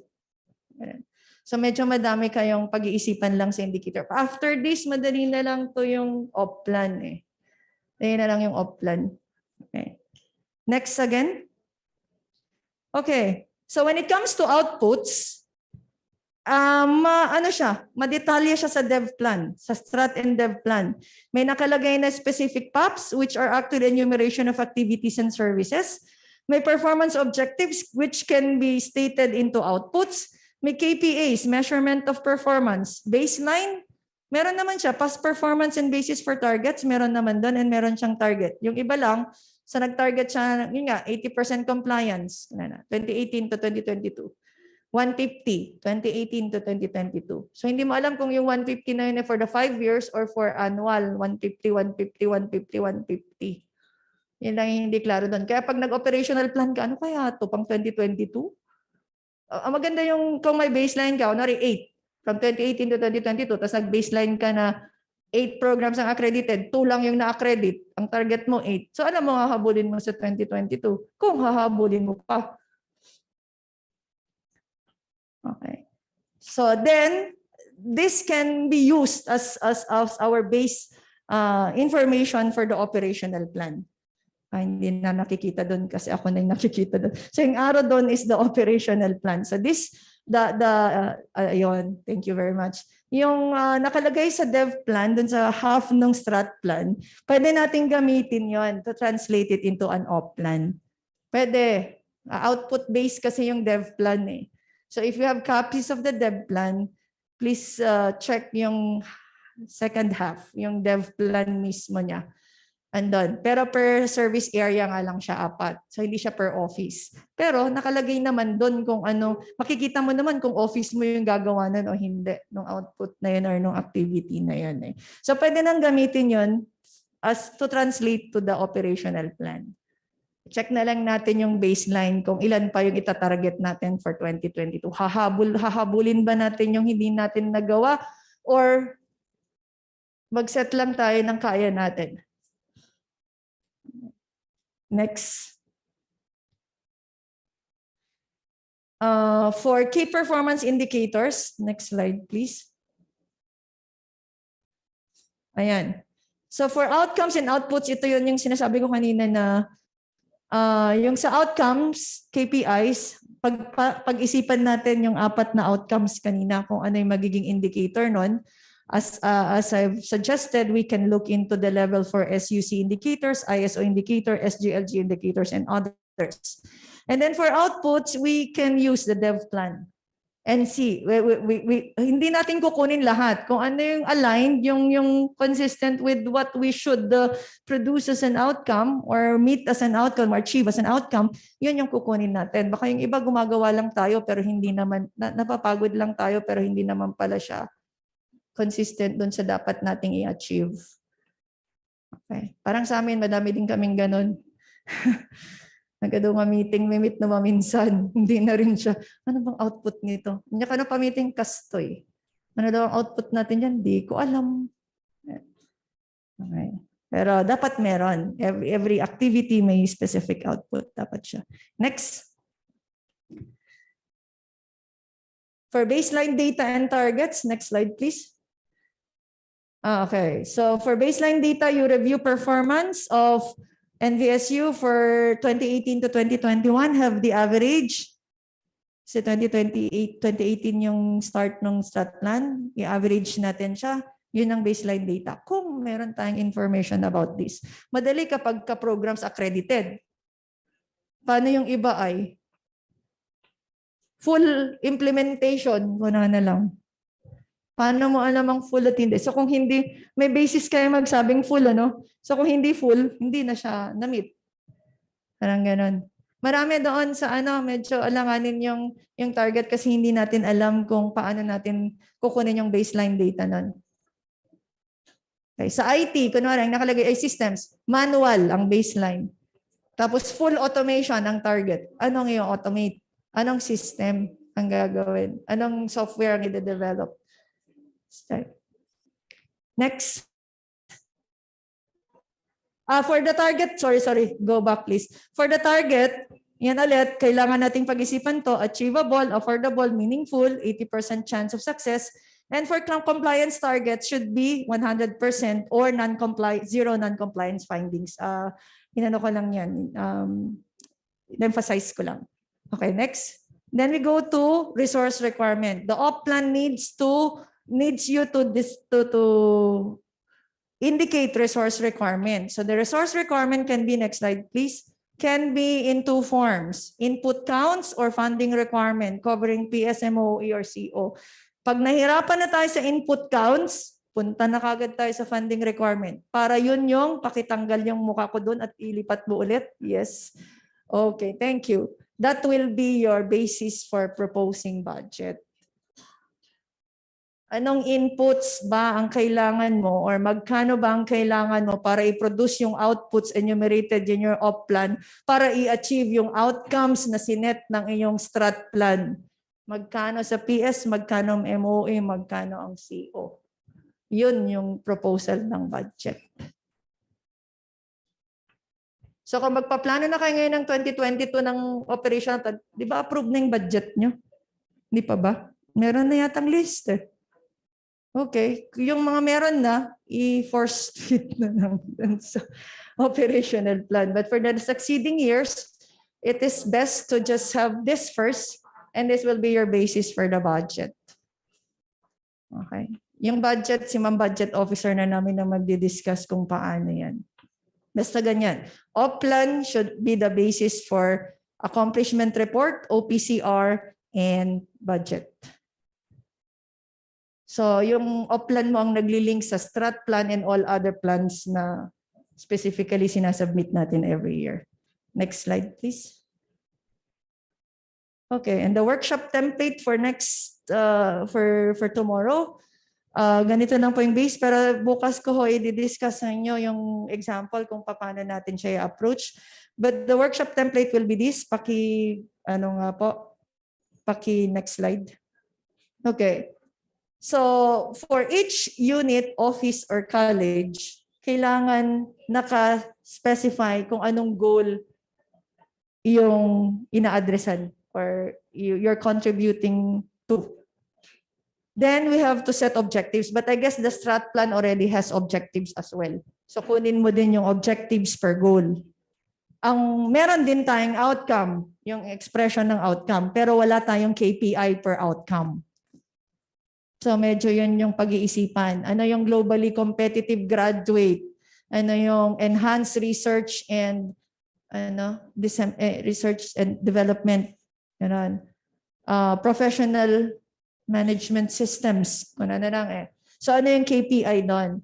And what is the expected trend of the indicator? Is it increasing? You should full implementation, decreasing, sustain, maintain. Then you have a baseline data. The baseline data will be the average of 2018 to 2021. Supposedly may information tayo dyan. Kung wala, hindi natin kayang i-target. Unless wala kang baseline, mag-target ka para yung ginawa nating 8 programs accredited. Wala tayong baseline, nag-target tayo ng 8, hindi pala natin nakaya. But understandably kasi nga nag-pandemic. 2 years naman na tayong medyo pahirapan sa pag-shift into a digital learning system. Okay. Then lead office, support office, unit, and then resource requirement.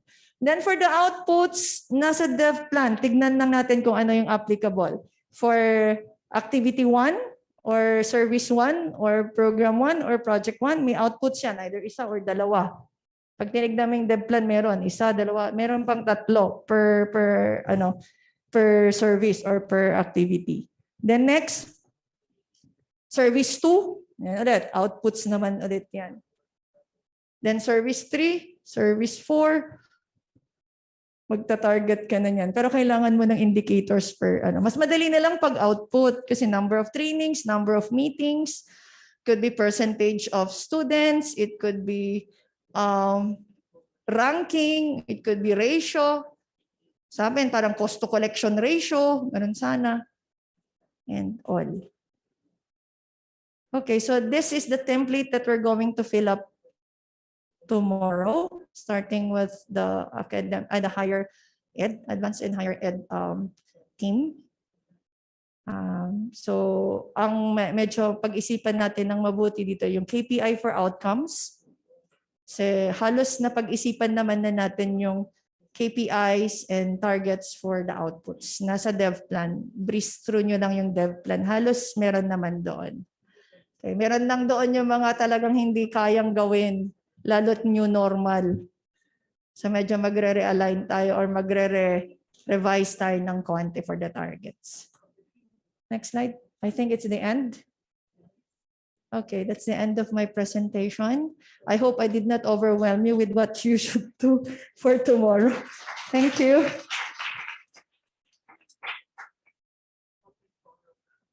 Yes, ma'am.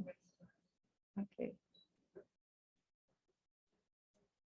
All right. Thank you very much, Ma'am Kate, for that very comprehensive and clear discussion on how operational planning works in the university setting. So as I was listening to the lecture, sobrang nakaka-amaze how Ma'am Kate was able to prepare everything over the weekend and how she was able to align the concepts of planning into our university setting.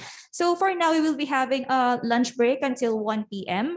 So this afternoon, since Ma'am Kate has already finished her lecture, we will be having an open forum or discussion so that everyone can have the opportunity to ask questions for clarifications to our speaker, which is Ma'am Kate. And also, this would be an opportunity for all units to convene and have the opportunity to internally discuss in preparation for the upcoming workshops for the next week. So that would be all for now. Let's enjoy our lunch break. Kindly wait for the meals to be distributed to your table. Thank you.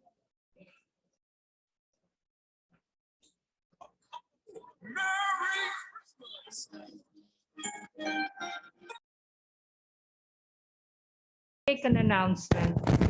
Okay, for the scheduling, it seems there are changes. Okay, please take note. Supposedly, based on the OP memo that you all received, as far as the scheduling is concerned, December 15, 2021, it is supposed to be planning workshop for RET. Nag-usap si VP Dumale at si VP Dumagas na yung schedule ng 15 planning workshop for gas. So magpapalit. Okay? And kasama rin ang presidential management staff. Okay? And then so for December 16, yun yung sa RET. Kasi meron sa Batan sa 15. Okay? And meron din activity, meron siyang si Vice President Dumagas, merong back ng 16. Kaya nagpalit sila. So please take note, baka may aw-awan kayo. Yeah. Sige, again, December 15 is for gas and December 16 is for RET. Okay? So ang request din ni Dr. Dumagas, instead of the presidential management staff to be with RET, you have to join GAS. PMS, you have to join GAS. And then in the GAS, paki-include ang business services and auxiliary. Wala kasi siya dito.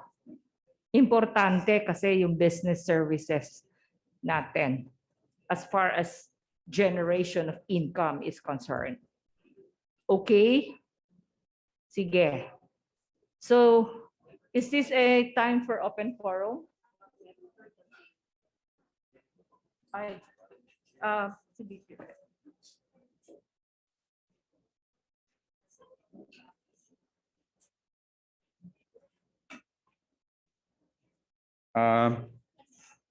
Pwede po bang gumawa ng mag-request kasi pinakita na ni Ma'am Kate yung template. Kung pwede nang i-distribute yan so that we can maximize her expertise. Para bukas yung admin ay yung higher ed mayroon na kayong bit-bit na laman kasi 'di ba yung dev plan nandiyan naman so tignan niyo na and then kami ganun din sa RET and gas. So that bukas, hindi mag-start from zero. Okay lang ba yun, Ma'am Kate? Okay lang yun. So if you can Google Drive to us, you can Google Drive to us the format. Kasi kung maghihintay pa kami hanggang Wednesday, Huwebes, ayaw naman namin pumunta dito na kamay-kamay, nakakahiya sa ating resources speaker. So we'll try to think it over for the next 2 days. So makakuha lang po namin ng maaga yung format. And I believe some units do not have a copy of the strategic plan. So please provide us early as possible kasi habang nagdi-discuss kanina, hindi nagulat. May nagulat tayo, di ba? May ganun pala tayong target, HCOEs. O di hindi alam na may ganun palang target. So just we have to be refreshed. Ayan. So yun lang po. Maraming salamat. Yes, sir, VP. Thank you, Vice President Dumale. May I know first the deans? Kindly please raise your hand if you have a copy of the Strategic and Development Plan of 2018 to 2022. So lahat ng deans. Okay? Okay. the heads of offices. Do you have copies? Kindly raise your hand if you have.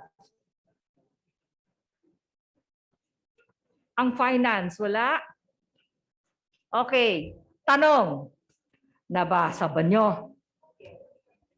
Yes, sabi ng mga deans. Sigurado, Lindo, binasa mo ba? Kasi yabang-yabang niya noon. Ma'am, meron akong kopya. Tanong ko, binasa mo ba?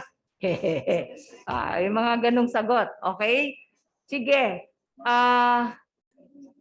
Do you have sino na yung merong organizational plan o plan? Please raise your hand. Operational plan, sorry. Raise your right hand. Yes, yes. Like College of Teacher Education, College of Agriculture. Sino? Raise your hand. Ano nangyari dun sa iba? Wala kayong oplan? Wala. Okay. Sa mga nasa gas supply, yun yung pinagbasihan namin ni Miss Kate. Okay? Kasi meron ako. Sa procurement, sa HR, meron. Ano pa ba? Accounting, audit. Oh, nandito na si Brent. How are you, Brent? Oh, you're okay now. Sige. Okay. So yun yung sinasabi kanina ni VP Dumale. Okay? Kung meron kayo nito, mamayang hapon, pag uwi nyo sa bahay o sa office, please browse on it. Review it. So that meron na kayong alam pagpunta ninyo during the workshop. Because it might be asking too much from all of you, including all those who are virtually present. Okay? If it is asking too much from you, ang usapan namin ng planning, giving you up to the end of this year to be able to come up with your oplan. Kasi maggagawa na tayo ng strat plan first 2 weeks of January. Okay? Okay ba yon? Wala ko na dinig. Parang ayaw niyo sumagot. Okay? Yes. Okay, so if you said yes, I consider that commitment. Okay, so with a yes, with a commitment, then it is expected that we have an oplan by the end of this year. Posible ba yon, Kate?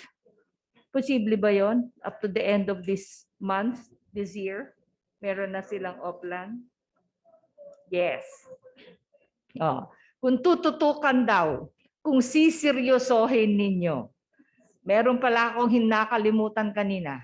Success is not hocus-pocus. Success is focus, focus, focus. Okay? So let's focus on what we are supposed to do. Di ba? Hindi pwede yung ilalagay dun sa oplan dahil magic. Okay? It has to be, again, what are the 3 things, expectations na sinabi ni Kate, ni Miss Kate? Ano yun? Achievable, affordable, and meaningful. Okay? So, achievable. Kailangan kaya. Kasi doon tayo magtatrabaho. Okay?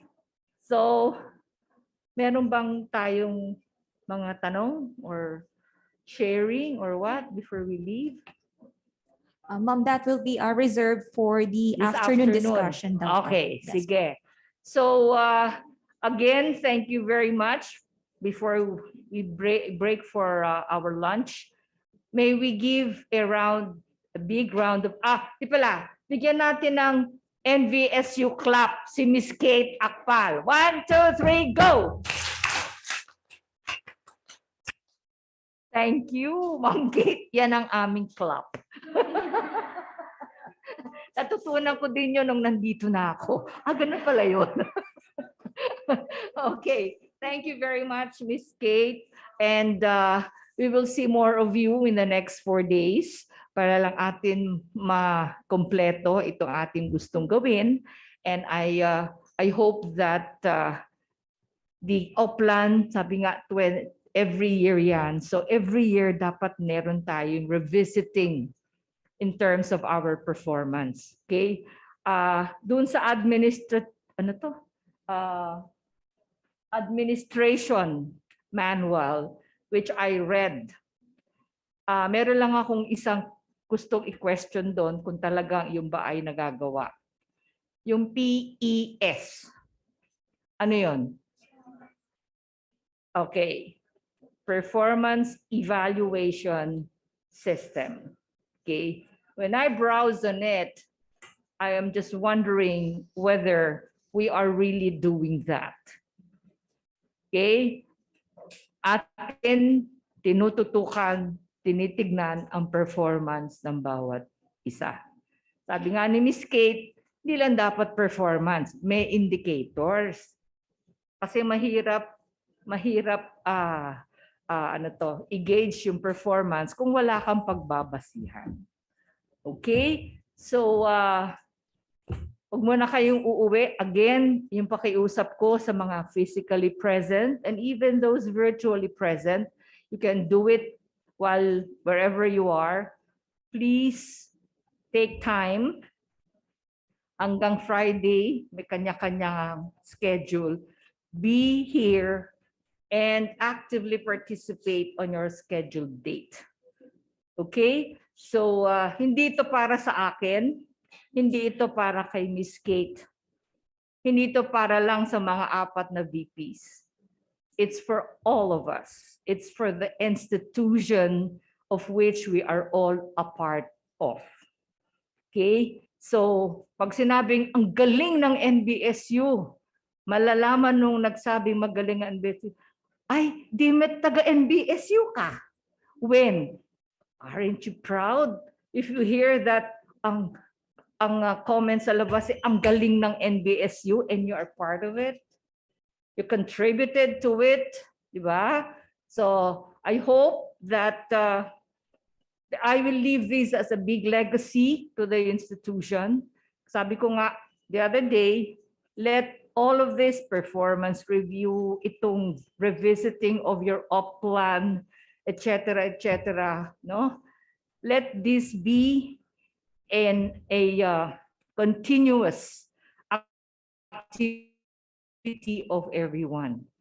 Make it more often because this is the only way of which we can truly achieve excellence. And we should always gear ourselves to excellence. Okay? So, wala pa daw ito yung lunch. Nandiyan na pala. O sige, I hope hindi kayo magkaka-indigestion doon sa mga nalaman ninyo. Okay? We learned a lot. Di ba? Yes. Ito ba dati na ninyong alam? Hindi. Partly. Pero mas marami yung hindi nyo alam. Di ba? Kasi I also learned a lot. Di ba? But I read your strategic plan. That's why I gave a copy to Miss Kate kasi medyo alanganin din ako doon sa targets. Some are not measurable, not yung iba talagang hindi kaya, di ba? So let us do it right, okay? And let us do it best. Give our best, okay? So again, for all of us naman. The NVSU clap for all of us. Go! 1, 2. NVSU, go, go, go! Okay.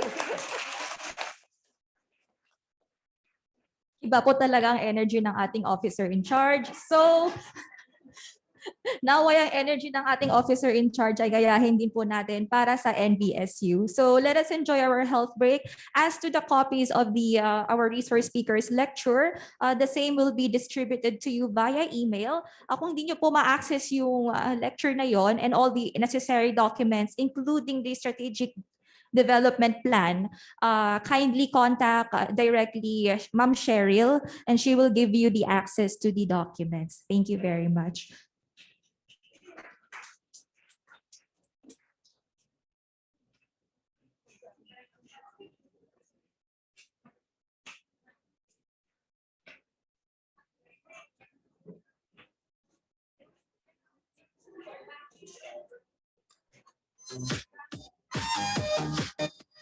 All right, so before we eat our meal, maybe call on our our distinguished Dean Dangis to lead us for the prayer.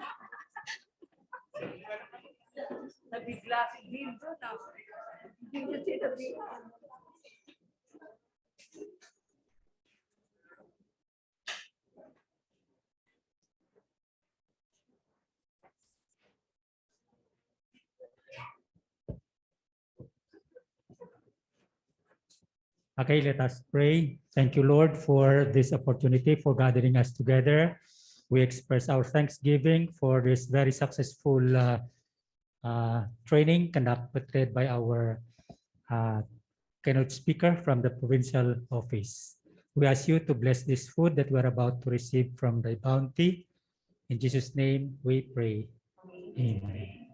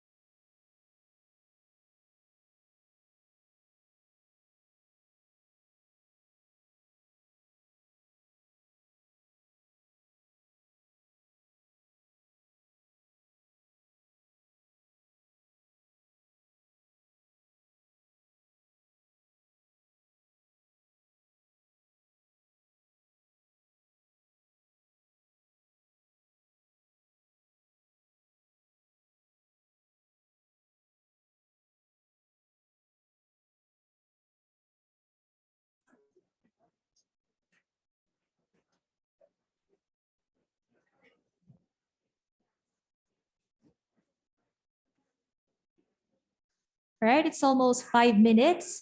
Ready na po ba tayong magsimula for today's afternoon session?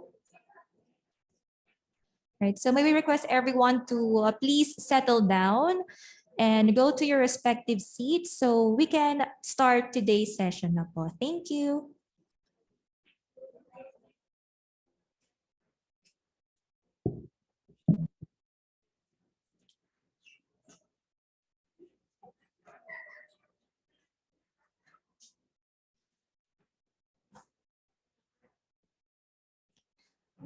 Sa mga naka-Zoom po, andyan pa po ba kayo?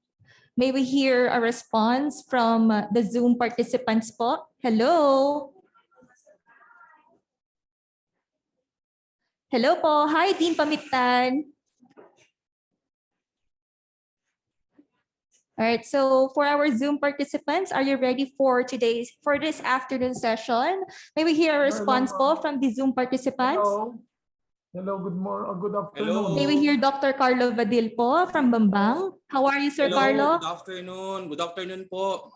Thank you very much for inviting a very good speaker. I think you are on mute, Sir Carlo. Hello, thank you. Thank you very much. Thank you very much, Attorney, for inviting a very, very competent speaker. Hello po, Sir Pamitan. Ano po ang lunch natin?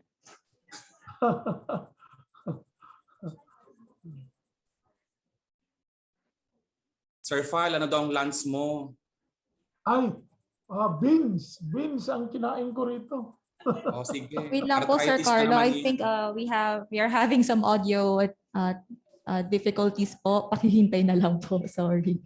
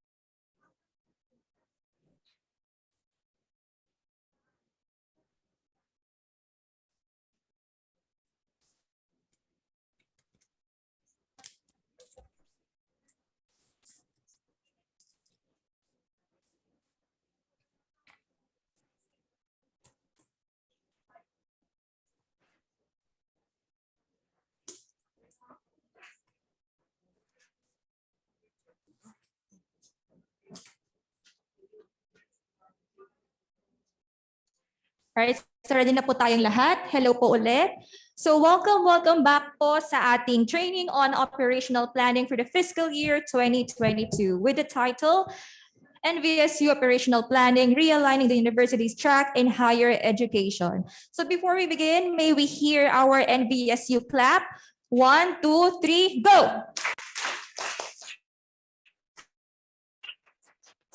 Alright, maraming salamat po. So, nabusog po ba tayong lahat sa lunch natin kanina? Hindi. Bakit kayo hindi nabusog? But anyway, I'm sure naman most of us are nabusog. Pero hindi ako sure kung okay ba na mabusog kasi pag busog, inaantok. So, before we begin, we would like to inform everyone that we have a coffee corner sa likod po. So if you would like to have a cup of coffee, you can go there and have yourself a cup of coffee po.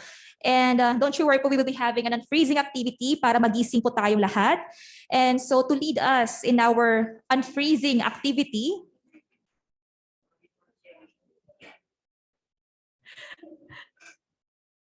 To lead us in our unfreezing activity, may we call on Ma'am Cheryl Fontanilla.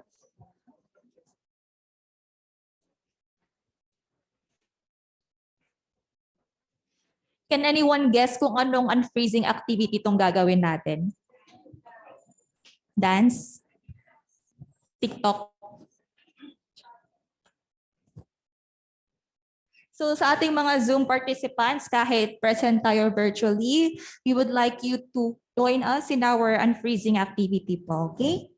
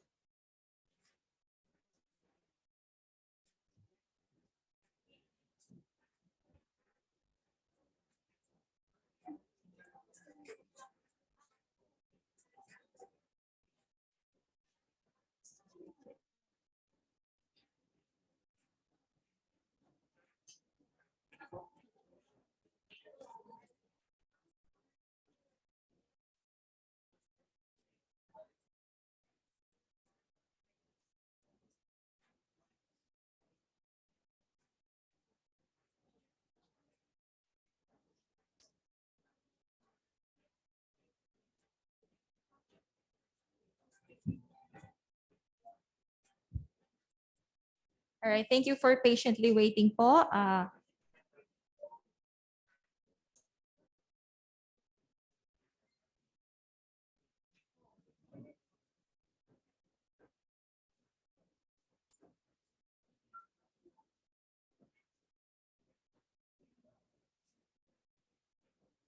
right, so this is to regret. Recording stopped.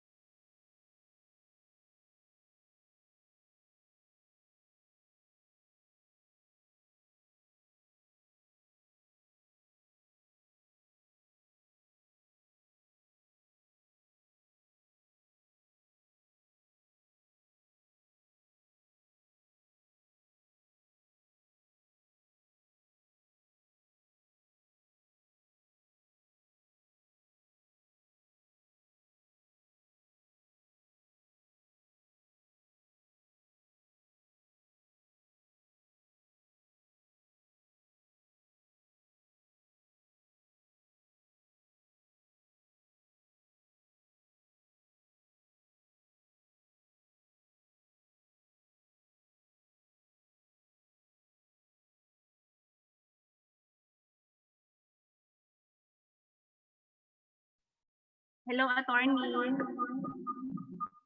Hello. Mag-share.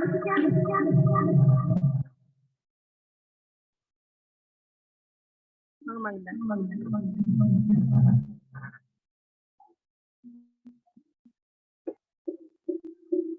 Hello po.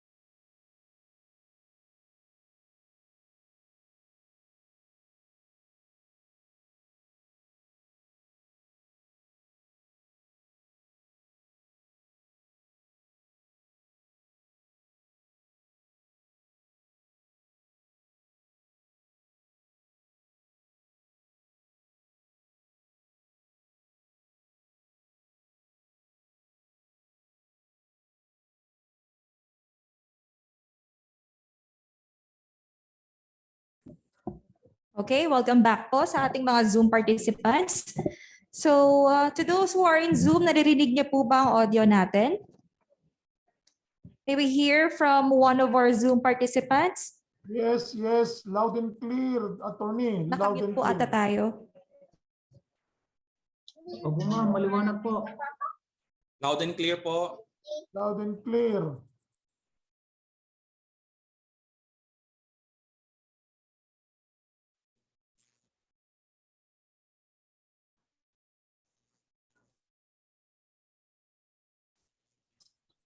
Hello po, Ate Flora.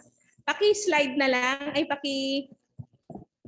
pakilipat na lang yung slide. So yung ating unfreezing activity is, naunahan na ako.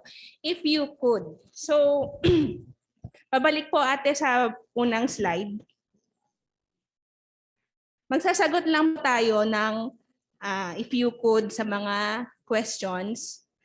Sasagutan nyo lang po. So sa mga Zoom participants natin, sagot na lang po tayo online. Tapos dito, magtatawag na lang po kami ng isa. Okay po? First question. If you could live anywhere in the world for a year, where would it be? So, any takers po? Sir Chris. Sir Chris, halika na. Sagutan mo lang. Saan, sir?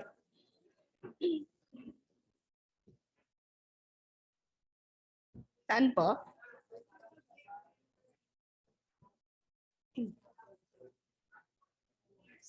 Sa forest daw. O how about sa mga Zoom participants natin dyan?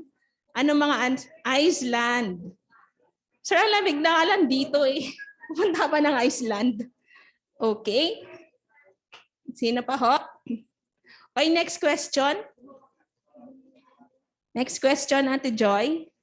If you could commit any crime and get away with it, what would you choose and why? Si Attorney Alfred, sasagutan mo to, sir. If you...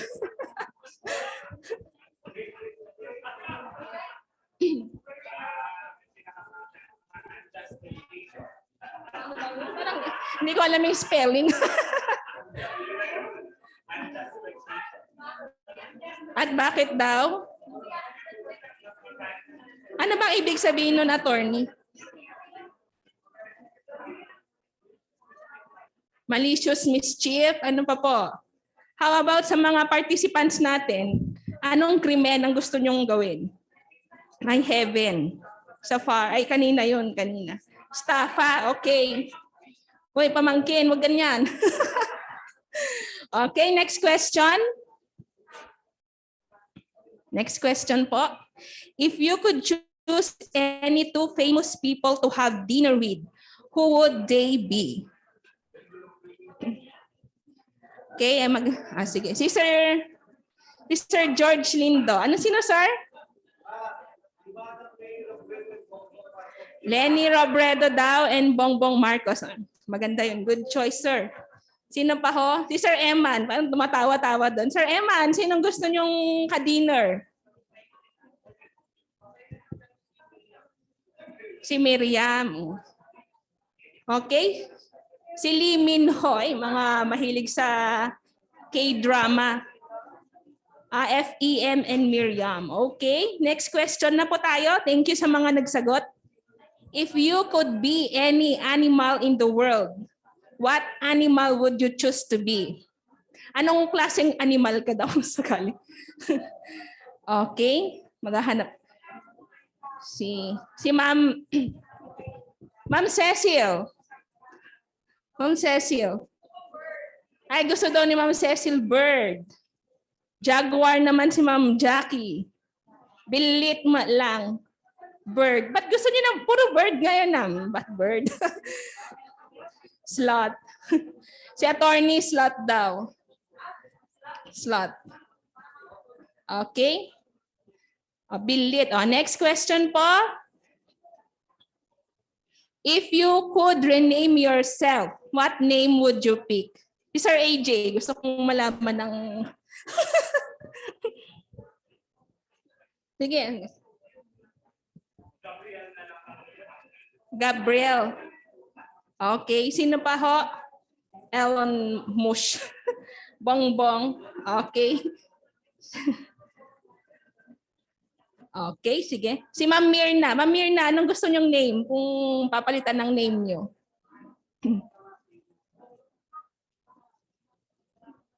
Ay, wala na. Sige, next question na po tayo. Next question. If you could instantly become an expert in something, what would it be?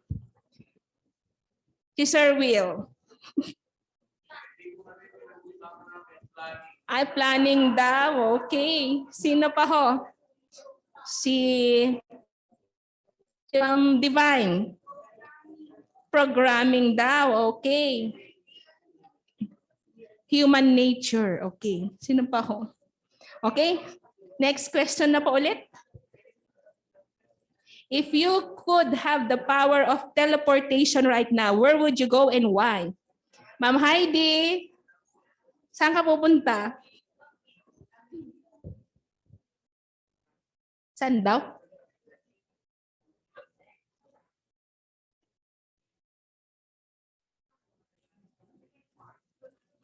Hindi ko marinig. Sige, basta ganun. Si Ma'am Kate.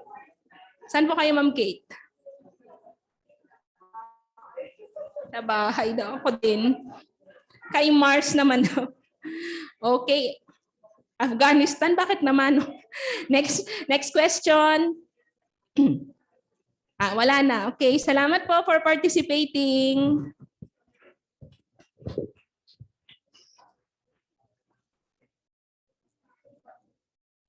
Okay, thank you very much, Ma'am Cheryl. Pang Miss Universe po yung mga questions niya kanina. So I hope everyone enjoyed that unfreezing activity. So welcome back po for this afternoon session. So we will be having our open forum and discussion. So if you have any question, clarification on how to go about our respective OPCR or operational planning in general, kindly approach the nearest microphone available and you can relay your questions po so that Ma'am Kate would be able to answer. Thank you. So does anyone have any question about this morning's session po? As far as operational planning is concerned? Ma'am Heidi, may tanong ka raw po. You can kindly approach the mic na lang po, Ma'am Heidi.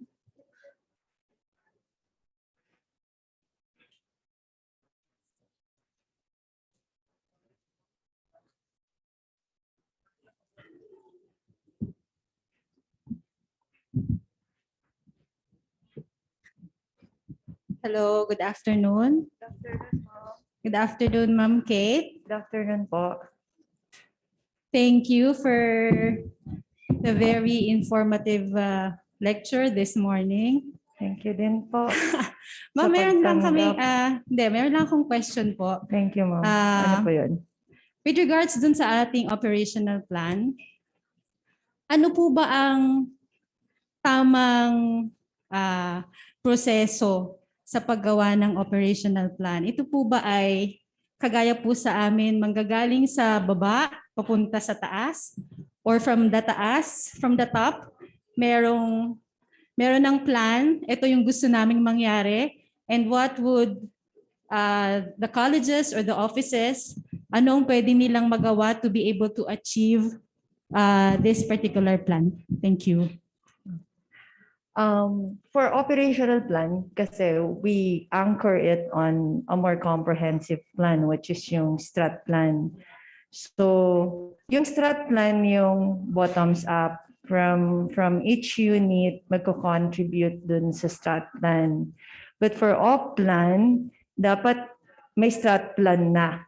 Okay. So may comprehensive plan na, may institutional plan na that sets the direction and targets of the entire institution, including the outcomes. And then from there, bababa siya for each operation unit to now think about how they will implement yung kanilang mga activities or POPs in such a way that it will produce output, contribute to the outcome as set in the strat plan. So kung tatanungin mo ako kung pababa ba siya or pataas, kung op plan, pababa na siya. Dapat nakaset na yung strat plan. That's why doon sa lecture ko kanina, I always go back to the strat plan. Unless there's no strat plan. And we start with op plan, then we go up to strat plan. But that will be more difficult kasi from totally no framework at all, individual na ano muna siya na office, tsaka may consolidation, tsaka may analysis as to what will be the direction in the strat plan. So for now, ang gagawin natin is yung operational plan is just the yearly translation of the strat plan. So pababa siya po. Okay, Ma'am Kate, that's clear po. So, clear na ang gagawin namin ngayon is the operational plan, which is anchored on the strategic plan. Yes, But ma'am. come 2023, Gagawa na kayo ng opo. panibagong strat So, we plan. start with the strat plan. And then we go down to the op plan Operational again. plan. Okay, kasi I think in January 2022, we're going to prepare the 2023 to 2027. And after the strat plan, that new strat plan will be approved. Then each unit will now prepare its own op plan for 2023 lang. Then sa 2023, op plan ng 2024. Sa 2024, op plan ng 2025. Yan po, po. Okay, thank you, Ma'am Kate. Thank you din po. But the strat plan, yun yung bottoms up. Lahat dapat nagko-contribute dun sa dun sa setting at sa pagplano ng strat plan. All right. Thank you very much, Ma'am Kate.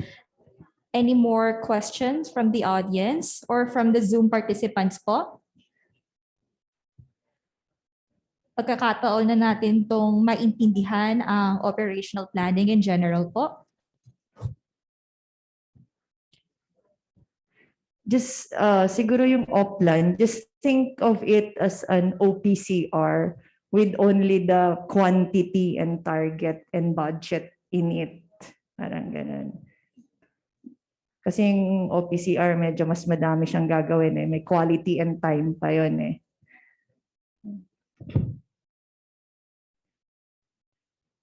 Right. So in relation to today's discussion as far as crafting our strategic and development plan is concerned, which would be the basis for our operational planning, we have been informed that some of us here actually attended a planning seminar or training at the Benguet State University. Am I correct po? So for those who were able to attend such seminar or training at Benguet State University, may you kindly share some inputs or insights so that Ma'am Kate would be able to have a more vivid picture on how to go about the planning as far as our university setting is concerned po. I think Ma'am Cecil was there. Ma'am Cecil Martin. Ikit ka no may katoy ta ibagam niya kano dito. May kan ikit. Tayo ang ano yun?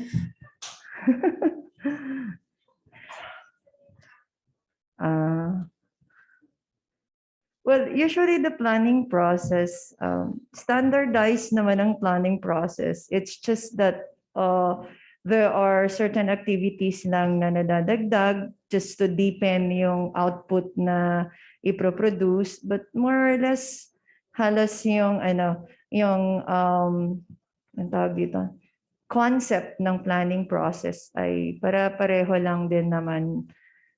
Para-pareho din lang naman. May nadadagdag lang, may nababawasan lang dun sa steps. But more or less, ganun halos din kung paano siya na-present kanina for strat plan. Yun din yata yung process na ginagawa noong 2004, no?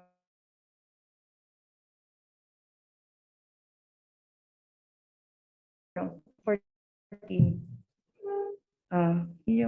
Yung with si Mayo Inotech for NBSU. Si Ma'am, nandito pa nun si Ma'am. Kasi karamihan na ng mga deans at mga VPs nag-retire na at some have rested in peace. Si Ma'am, nakita ko yung pangalan ni Ma'am nandun. Si Ma'am Jo din nandun. Tsaka may isa pa. Tatlo lang yung nakita kong pangalan na nandito pa. 2004, ano Ma'am? Yes. Yes, yung planning process na yon, then halos yung present kong planning process. So the first strat plan that was crafted by NVSU at that time together with Simeo Inotech Consultancy Group was of the same process.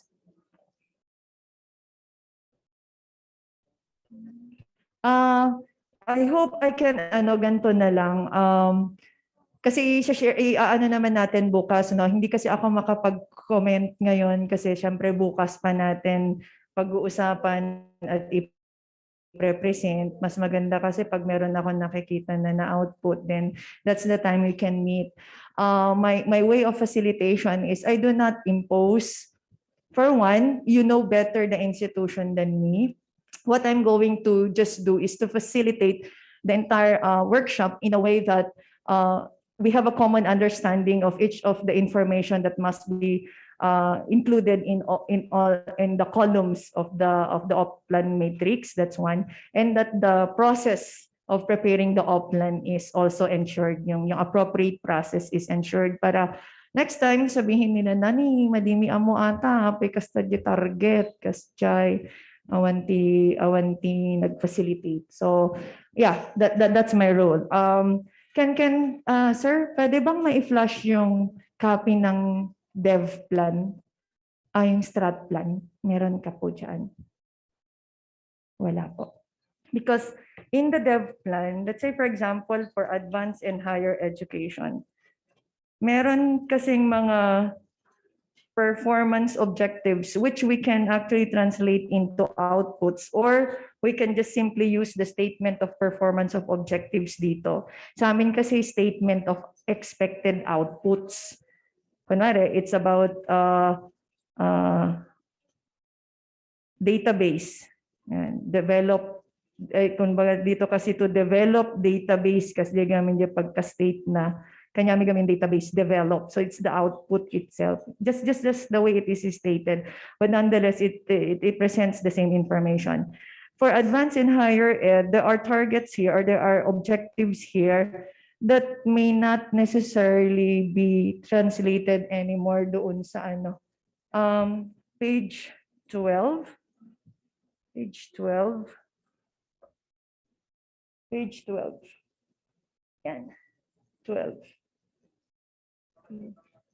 Ay, magkaiba ba? O sige, yung advanced and higher ed strategic plan ko na. Itaas mo pa. Nauna yata si advanced. Ayan, yan. Ay, hindi makita. Sorry. Doon sa second, meron kasi second and third na performance objectives. Let's have the third one. Offering of short or terminal courses. This is 2018 to 2022. Ang ginawa nilang KPI ay training, hindi yung mismong course. Doon. Yan.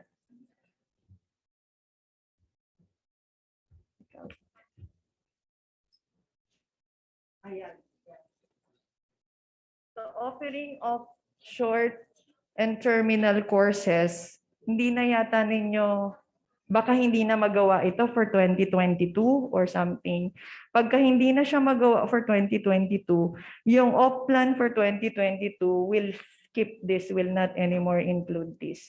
And just perhaps in the evaluation of the targets in the strat plan, i-recognize na lang doon na meron mga targets na or objectives na hindi na kayang i-meet given kung ano man yung natin, sitwasyon na natin ngayon. So yan, tinarget nung 2017, di ba? Kasi 2018 ang coverage niyan. However, when we state KPIs, ito yon.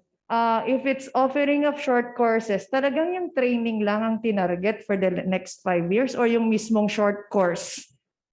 Ang alam ko yung number of short courses at kung ano ito dapat. Yung training is just an activity, an output to meet this. So ibang lang yon, ibang activity na lang yung mga training. So terminal courses, dapat ang KPI nito is short or terminal courses ay number of terminal courses.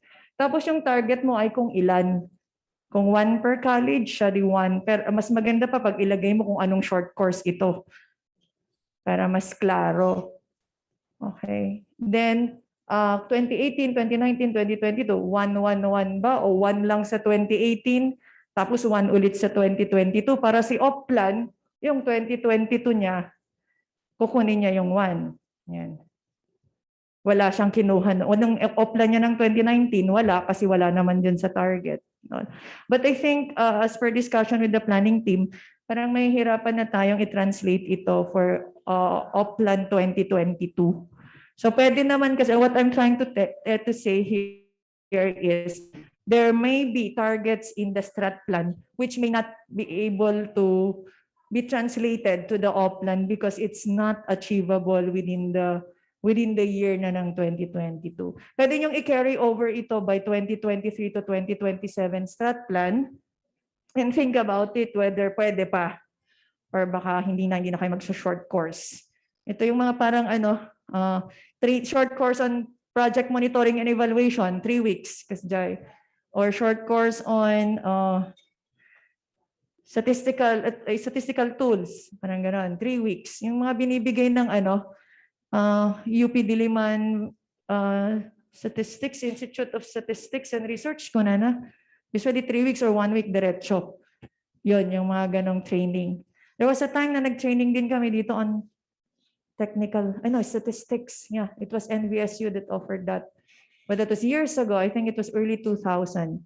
But it was in collaboration with the Institute of Research and Statistics of UP Diliman.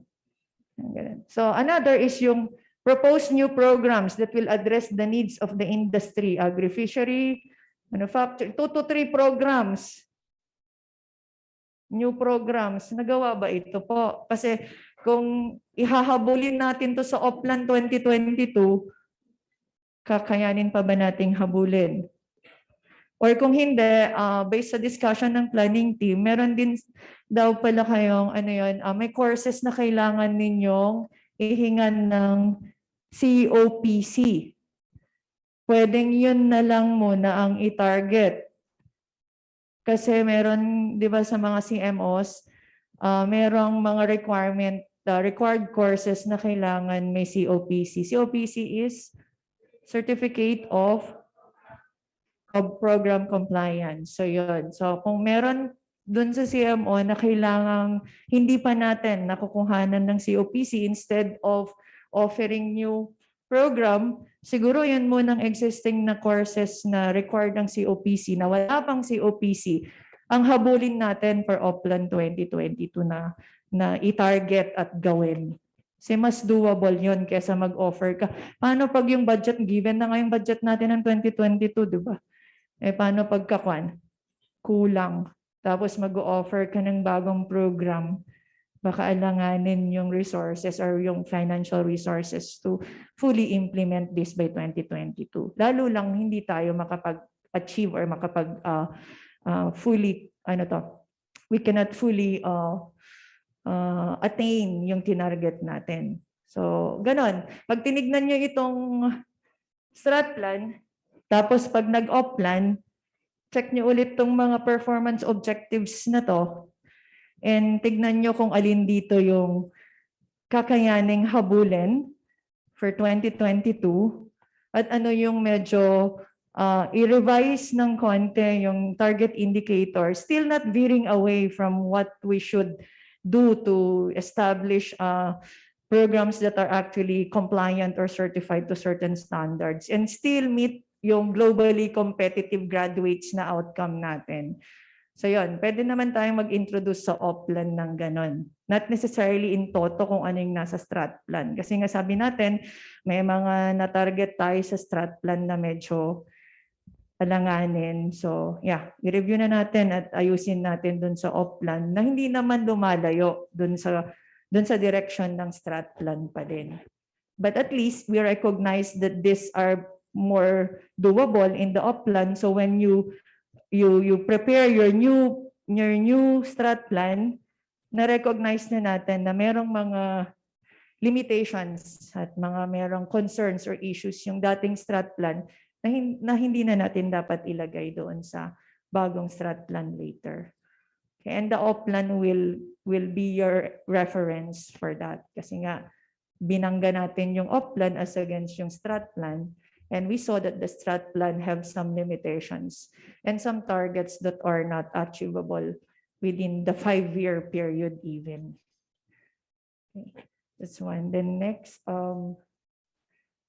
for ito, pag sinabing automation of enrollment and admission processes, tapos full automation, medyo when you state, automation.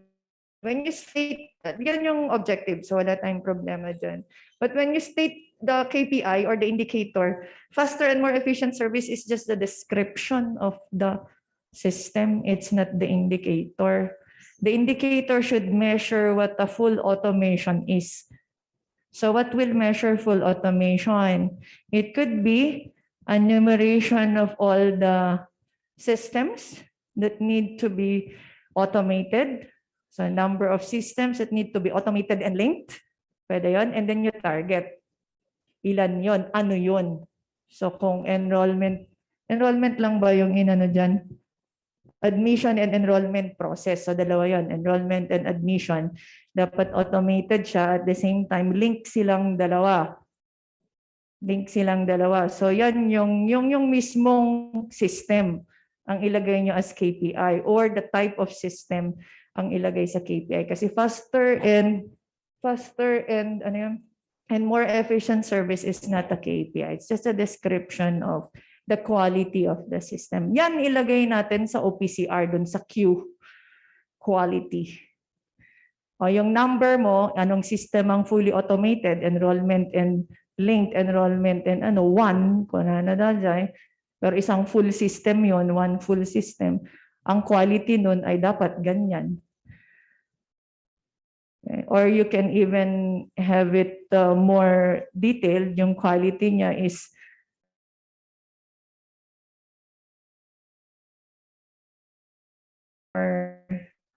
processing time or frequency of flow. Ginagawa namin pag system.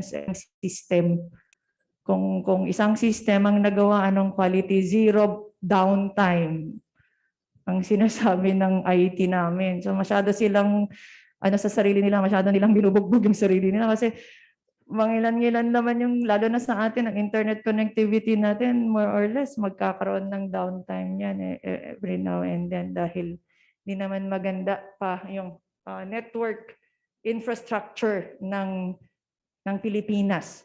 Kahit sabihin mong fiber optic na tayo. Okay, so some of the things, ito, install database system and input grades for easy access. Okay naman yung sinabing indicator. Percentage of students who receive their grades on time. 60. Talagang 60. Pwedeng 100% on time mga estudyante makakuha ng grade. 60. Yan. 60 to 100. So mayroong 40% just in case na meet pa yung 60. May 40% na hindi nakaka-receive ng grade on time. Or pwedeng for 2022, siguro since 60 to 100 ito, 100 na ngayong 2022. Kasi 60 siguro noong 2018. Sana. Diba po?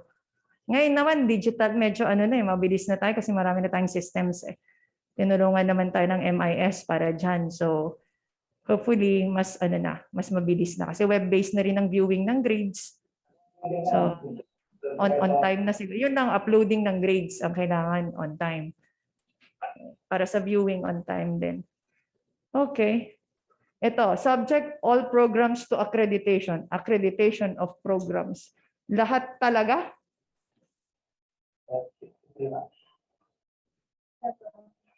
All, 100% of all programs. Okay. So, if that's the case, then the KPI must be 100% of programs or the number, kung ilang programs ang ino-offer ng NBS yun na kailangang idaan sa accreditation. May remarks na lang kayo doon kung ano yung mga program na yun para alam lang. And then, ayan, 2018 to 2022 ko na namutmanin. So dapat, ano yung 2022? By 2022 ba lahat na accredited? For 2018 pa lang lahat na, 2022. So, yung dito lang tayo nahihirapan. But when we go to dev plan, punta tayo sa dev plan niya, yung next mo pa. Pero mga kalahating nan May dev plan part siya. Yun naman, maganda kasi naka-yearly. Oo, naka-yearly yun. So kasing strat plan, hindi Pero hindi nagtutugma yung target nyo dito dun sa target ng dev plan. Kunwari dito, yung nga sabi kong 80% compliance, doon sa dev plan, baseline. Doon sa strat plan, target. So siguro yung magko-consolidate na planning team should just see and look for the, assess the consistency. Ito yung meron siyang, dito yung gagawin natin, except that 2022 lang. Yung 2022 lang.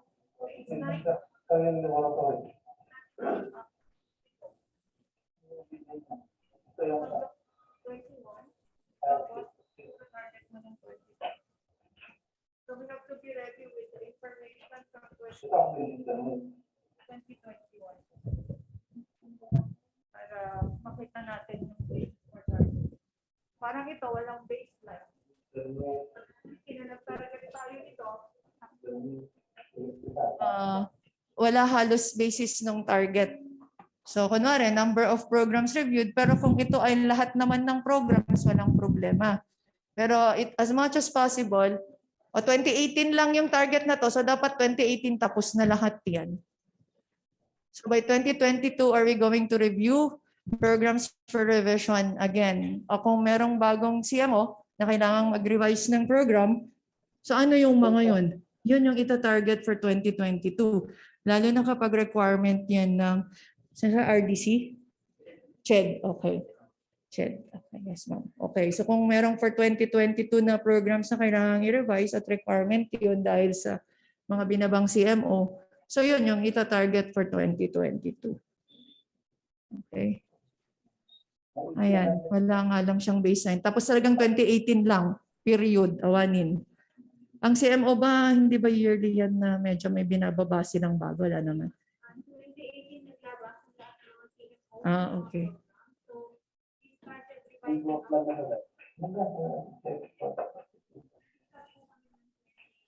Okay po. So, yung sa target kasi 2018, lahat dapat tapos na. So siguro pag sa strat planning nyo later, pa-check na lang na hindi lahat ilalagay sa isang taon. Kasi mahirap ding mag-revise ng program. At saka may requirements po before we could revise our programs. Kunwari nag-revise po kami ng 2018, dapat may makagraduate muna.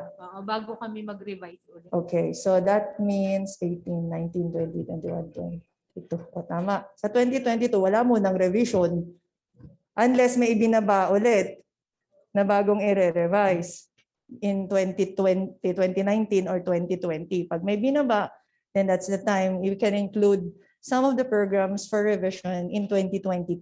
Ano kaya. Pero kung wala, then we leave it as is. Wala yan. Wala tayong off-plan target for revision ng 2022. Ganun po. Okay. Yes, ma'am. Po undergrad, nilabas po kasi yung CMO number 15 series 2019 for graduate education. So, yun po yung bagong ang tawag po namin ay Revised Enhanced Graduate School Programs. Okay. But as of the moment po, nasa ano pa siya, under review ng CHED NCR. So hindi pa ho siya binababa exactly kung Hindi ano. pa po. Meron ho kaya tayong information na may bababa siya within 2022. Wala po. So for now, kung hindi natin ma-ascertain siguro kung may bababa yung graduate school CMO or notice to review yung mga programs, then yeah, it's just safe to say na we cannot target that for 2022 off-plan. Pwede na rin nating ilagay sa 2023 siguro ng bagong strat plan na. Ano ma'am, actually na-revise na po yung graduate program because of the release of CMO number 15 series 2019. However, yung pong lahat ng revised enhanced graduate programs that we submitted to CHEDRO sa regional office po, they told us that they forwarded all our graduate school programs sa To the CHED national. NCR. Sila daw po kasi ang mag-i-evaluate. Okay, so wala pa po silang Wala pa feedback kung may gagawin pa tayong revisions or kung final na. Ang recently lang po, iisa pa lang yung in-release nila, yung para sa College of Agriculture po. Okay. The rest of the colleges, Wala wala. pa. Okay. So we just safe to assume na natapos natin yung revisions. Ganun na lang muna po. So kung may revisions na gagawin at ibababa nila to early on in 2022 or mid of 2022, then yeah, we can target that for 2023. Mahirap naman pong mamaya nag-target tayo tapos okay na pala yung revise natin. So okay lang din naman kasi nga lang medyo magugulo na naman yung off-plan natin na mayroong mga items na ilalagay natin. Tapos na pala natin gawin. Yes, ma'am. Pasensya na po kung medyo kailangan kong intindihin yung school system. Ano po? Kasi pag LGU lang, ore nakakidimak ko. Na-imagine ko yung buong sistema ng LGU. But for state universities, I think this is my first na nasabak sa planning ng state universities. So thank you for the added information. And also that will help me in the facilitation tomorrow. Kasi lalo na pag nag-present na tayo ng output for tomorrow, I have a better understanding why these are the targets and why these are the indicators. Thank you. So next, ito yung sinasabi ko na tignan nyo po dun sa dev plan, dyan sa bandang yan. Hindi ko kasi ma-imagine kasi sa amin, mabilis kong maisip kung ano ang program, ano ang activity, ano ang project. Kasi ganun na yung program structure namin noon pa. Dito hindi ko maisip kung ano ang program. Although naiisip ko yung activities at kung meron kayong specific project na like perhaps you're going to conduct a Nueva Vizcaya historiography research project. That's a project. Kasi may timeline yon, 1 year or 2 years. Yon, na-imagine ko yun. But the program itself, where each of this activity will have to be anchored on, hindi ko ma-imagine kung paano siya nililabel or na-classify. Kasi base sa dev plan, kunwari PPA, parang naman po kasing statement ng PPA, either it's a statement of activity, yes, or it's a statement of objective.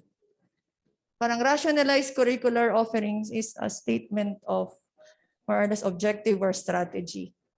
Sa amin kasi may program yan, may activity yan. Sabi ko nga sa inyo, parang yung forest management, watershed management as a program, ang kanyang project ay upland forestry, reforestation, ang activity niya ay seedling distribution, tree planting, very, very defined. So for now, my apologies, I cannot clearly define yung program structure, program activity, project structure habang binabasa ko po ito. Kasi pati yung ito, parang yan, number of programs amalgamated as performance indicator. Ang target ay workshop. So dapat, yung target niyan ay yung numerical expression nung indicator. Kung number yun, di number ito. Kung percentage yun, percentage ito. Kung ratio yun, yung indicator mo, ratio ang lalabas dito. Ma'am, pwede Yes, po ba ma'am. ako sumagot yan? Kasi Yes, ma'am. yan po ay na-craft, hindi pa ako BPAA. Pero gusto ko pong i-justify yung number 1 na yon. Yes, ma'am. Yung po kasing amalgamation of program offerings ay initiated by the former chairman of the Commission on Higher Education, si Dr. Patricia Licuanan. So yan po yung priority trust niyan to amalgamate all the curricular offerings per region. So at that time, our former BPAA already attended some meetings conducted within Region 2. And they're trying to rationalize on how they are going to amalgamate. I-reduce po kasi yung programs, walang duplication per SOC. Ganun po kasi ang mangyayari. So, hindi po siya nag-materialize kasi nung dumating na yung bagong chairman ng CHED, Sir Popoy, iba rin ang kanyang priority trust. So naiwan po yung amalgamation ng program, wala na po siya ngayon. Okay, so isa din ho yan sa hindi na natin ita-translate sa OPLAN. At hindi na rin siguro natin i-carry over sa susunod na strat plan. May mga bagay na, wala tayong magagawa kung minsan depende din tayo sa direction ng mga nasa taas o sa management. And then later on, biglang may iwan sa ere. Yung mahirap niyan, matatarget natin siya. So for the OPLAN 2022, we can not include this already kasi it does not have a clear direction as to what it is and how it is supposed to be conducted or implemented. Yes, thank you, ma'am. Okay, so pero good afternoon, Jack. With the experience of COVID-19, I'm assuming that there is a strat plan an outcome which are not realized. It's appropriate to include the crisis management plan in each of the OPLAN. Salamat po. It's a different plan kasi the crisis management plan is a different plan. And it should be included as an output or an expected output in your OPLAN. Sinong gagawa nito? Sa amin, meron kaming contingency plan, wala kaming crisis management plan, pero meron kaming post-disaster plan and rehabilitation plan, post-disaster rehabilitation plan, meron kaming contingency plan, but is for disaster din lang. Wala yata kaming crisis management plan as an institution, wala. But usually, we just include that as part of the expected output or performance objective of the office na in charge at doon niya ilalagay sa kanyang op-plan na siya yung gagawa nito.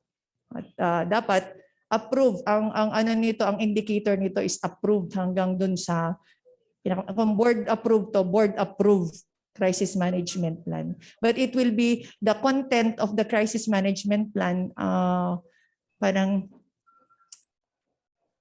di ko alam kung depende kasi kung meron kasi mga activities on safety, environment, ganon. Pwede siyang ilagay, pero I suggest that it should be a separate plan. A crisis management plan is a separate plan.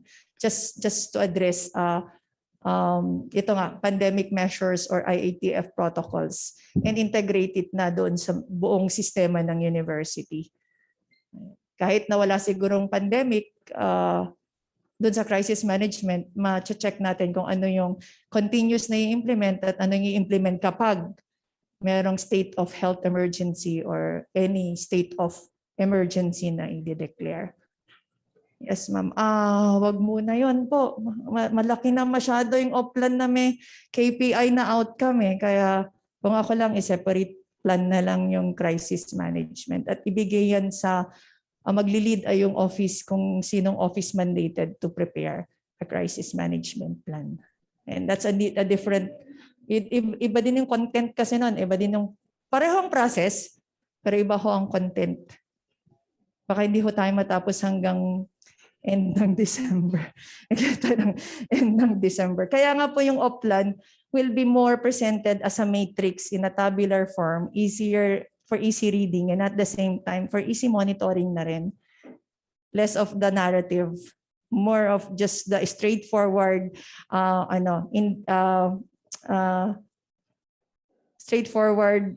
presentation of your objectives, KPIs, and targets. So madaling basahin pag ganun. What else po? Next nga po. So yun, ang sa akin lang sa op-plan later, paki-check na lang ho yung indicators ng SUC level 4. Dapat explicitly expressed dun sa op-plan para explicitly express din sa OPCR ng office. Para yun din siya nire-rate. Yun yung kailangan mong i-achieve, i-maintain. O dapat consistent yun din yung gagawin mo na nire-ratean ka, yung indicator activity towards that. SUC level 4, yun yung pinaka-critical sa lahat ng compliance standards na kailangan i-meet ng NBSU on top of what is ISO requirement in SGLG. It's the level 4 SUC. Kailangan walang bumaba doon. Hindi dapat bumaba sa level 4. Hanggang doon dapat siya. Okay. Any more question po? Uy, talagang sinabi mong alas 3. 2:30 no. Tama ba? Balik pa ako ng office. Yes po. Okay lang po yan. Then yung template po, ibigay na lang. Naka-SharePoint na. Then tomorrow we can discuss lengthily pa kung how the KPIs are supposed to be presented and measured, how the objectives are supposed to be measured, and how the targeting can be assessed. Either the targets are doable, achievable, mga ganyan. Mahirap kasi akong magbigay ng aking pananaw kung hindi ko nakita yung gagawin. So sabi nga ni Dr. Dumale, kung kaya na po natin gawan ng draft or fill up the form, please do so. So the outputs, yung performance objectives can be stated as performance objectives or outputs under each of the activity or service item. POPs, basta every POPs merong output. Kaisa o dalawa. Depende yan. Yung outcome nyo, kukunin nyo yan doon sa, yun nga, yung KRA ng outcomes ng strat plan, yung globally competitive, anong measurement nun? You can use the KRA1 of the SUC level 4 indicators. And then for research, I think that's the second outcome. You can use KRA2. And then for the third, it's community. That's another outcome. You can use KRA 3 for community service. And then for 4, that's management, that you can use KRA 4 as your indicator. Okay. Kahit doon muna tayo mag-base, malaking ano na yan. Malaking challenge na sa atin to meet that consistently sa ating activities for 2022.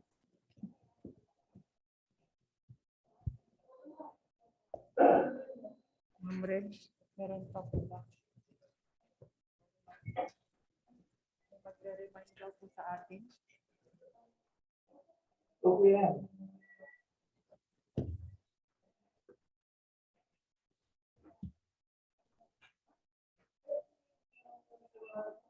What time are we supposed to start tomorrow?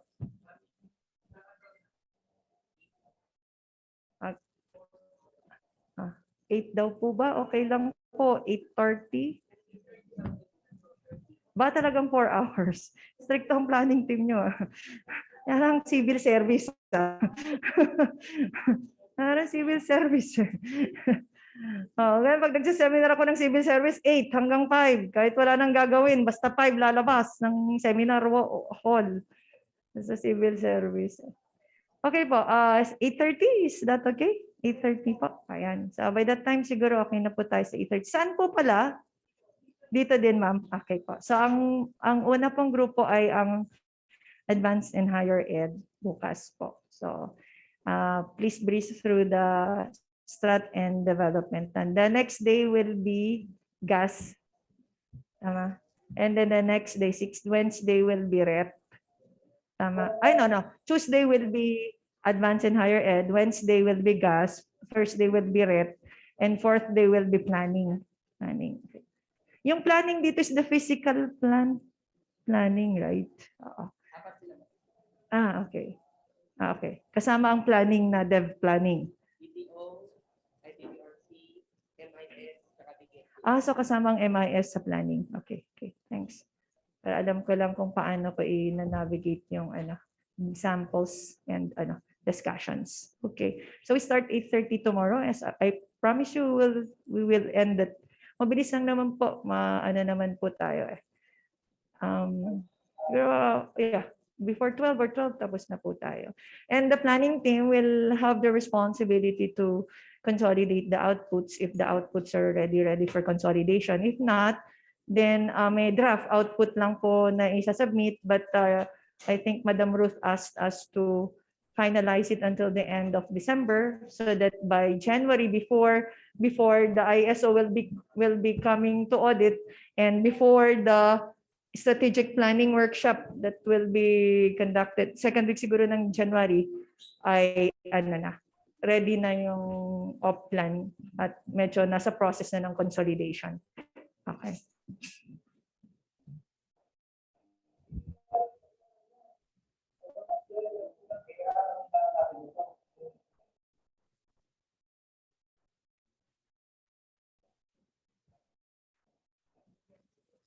Okay.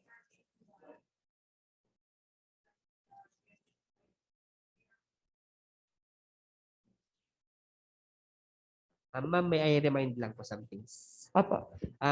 Para po sa group po tomorrow, yun po higher education and advanced education, paki-visit po yung nasa SharePoint po natin. Isa po ito sa mga documents na nandun, yun pong KRA1, which falls po under higher ed po.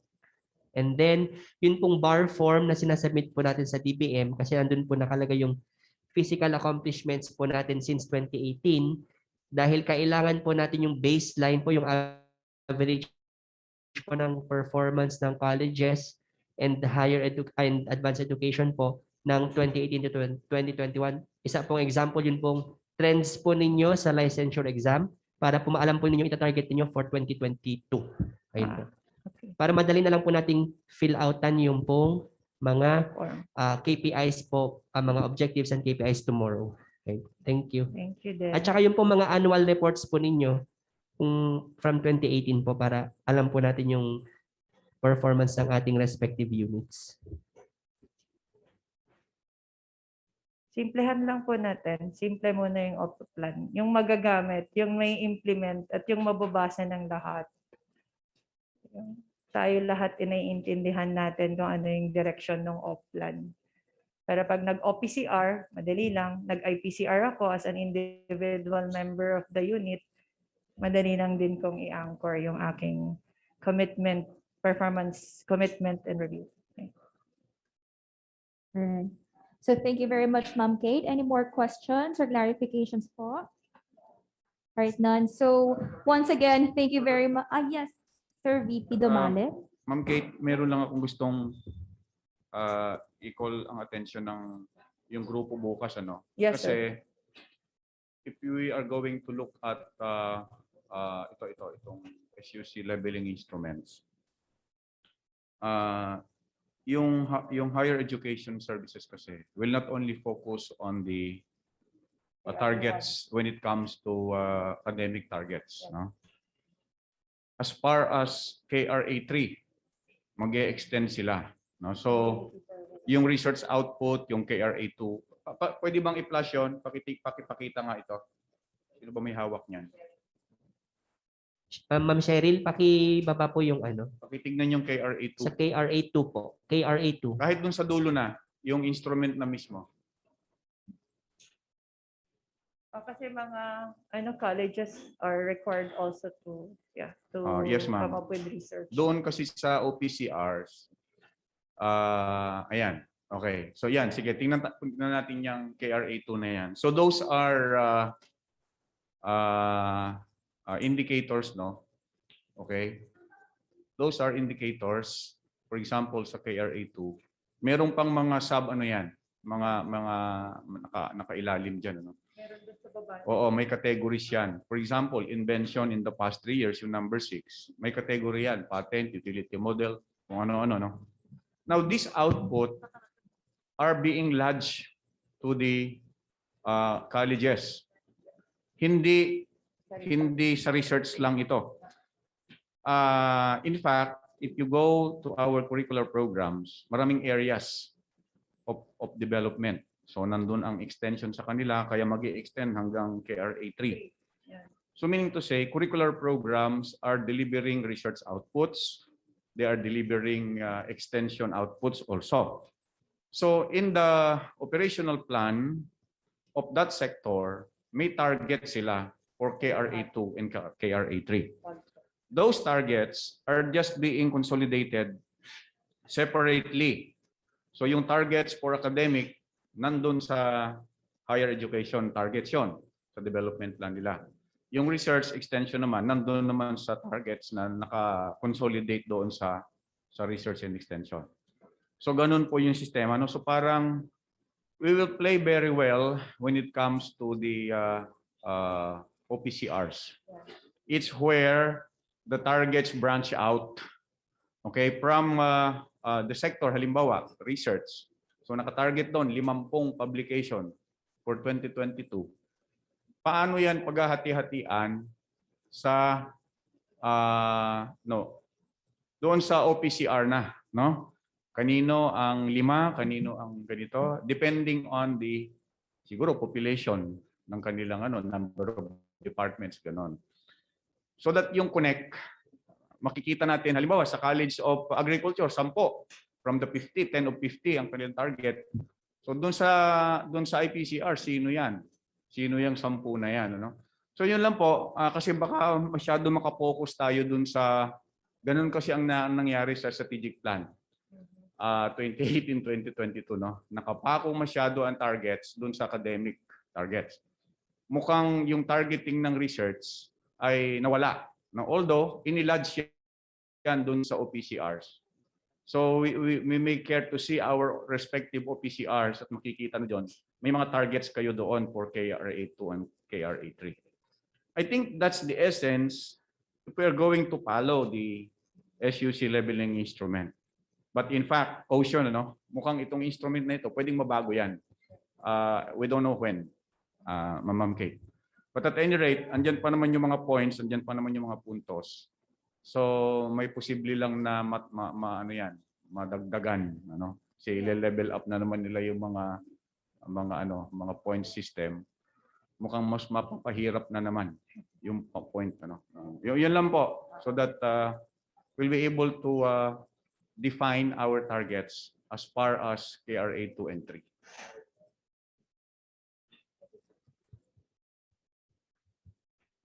All right, thank you very much, VP Domale. Anything else? All right, none. So once again, thank you very much, Ma'am Kate, for that very informative and very understandable lecture and discussion.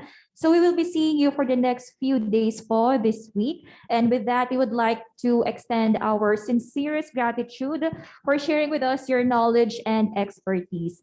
So personally, this lecture has made me create an interest in the industry of planning and development so far, but because in every agency, whether public or private sector, planning and development is really the backbone for success. So for everyone here, to all our participants physically present here at the NBSU Mini Theater, and to our Zoom participants, we respectfully expect your presence and participation, cooperation for the next few days po.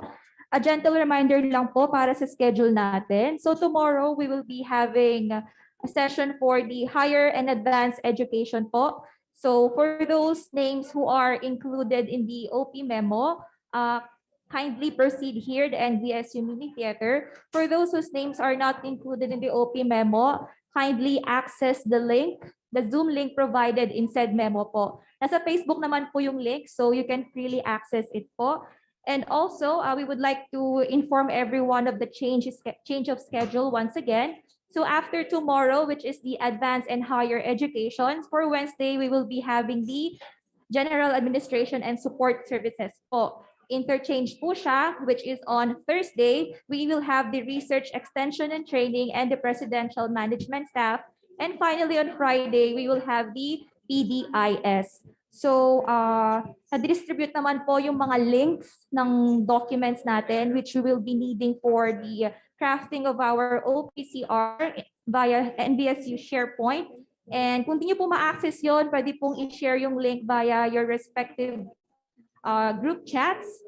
And also, we would like to request that if you have existing OPCRs, kindly bring them po for reference for the next sessions po. And also, each division shall be responsible in coordinating their respective heads of offices po in crafting their respective OPCR.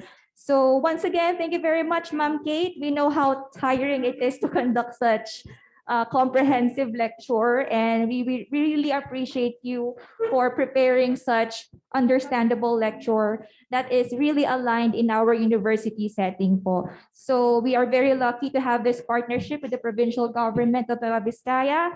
So with that, we formally conclude day 1 of our training or workshop for operational planning for the fiscal year 2022. So maraming salamat po sa full participation, and we will see you for the next remaining sessions. Magandang hapon, stay safe, God bless po. Salamat! Yun pong PM snacks kasi pinapak nila if mahintay po nila para makuha po nila. May PM snacks po. Kaya lang pinapak pa raw po ng auxiliary services po. Or we will be having our PM snacks pa po. So para hindi po masayang, pakihintay na lang po. Thank you.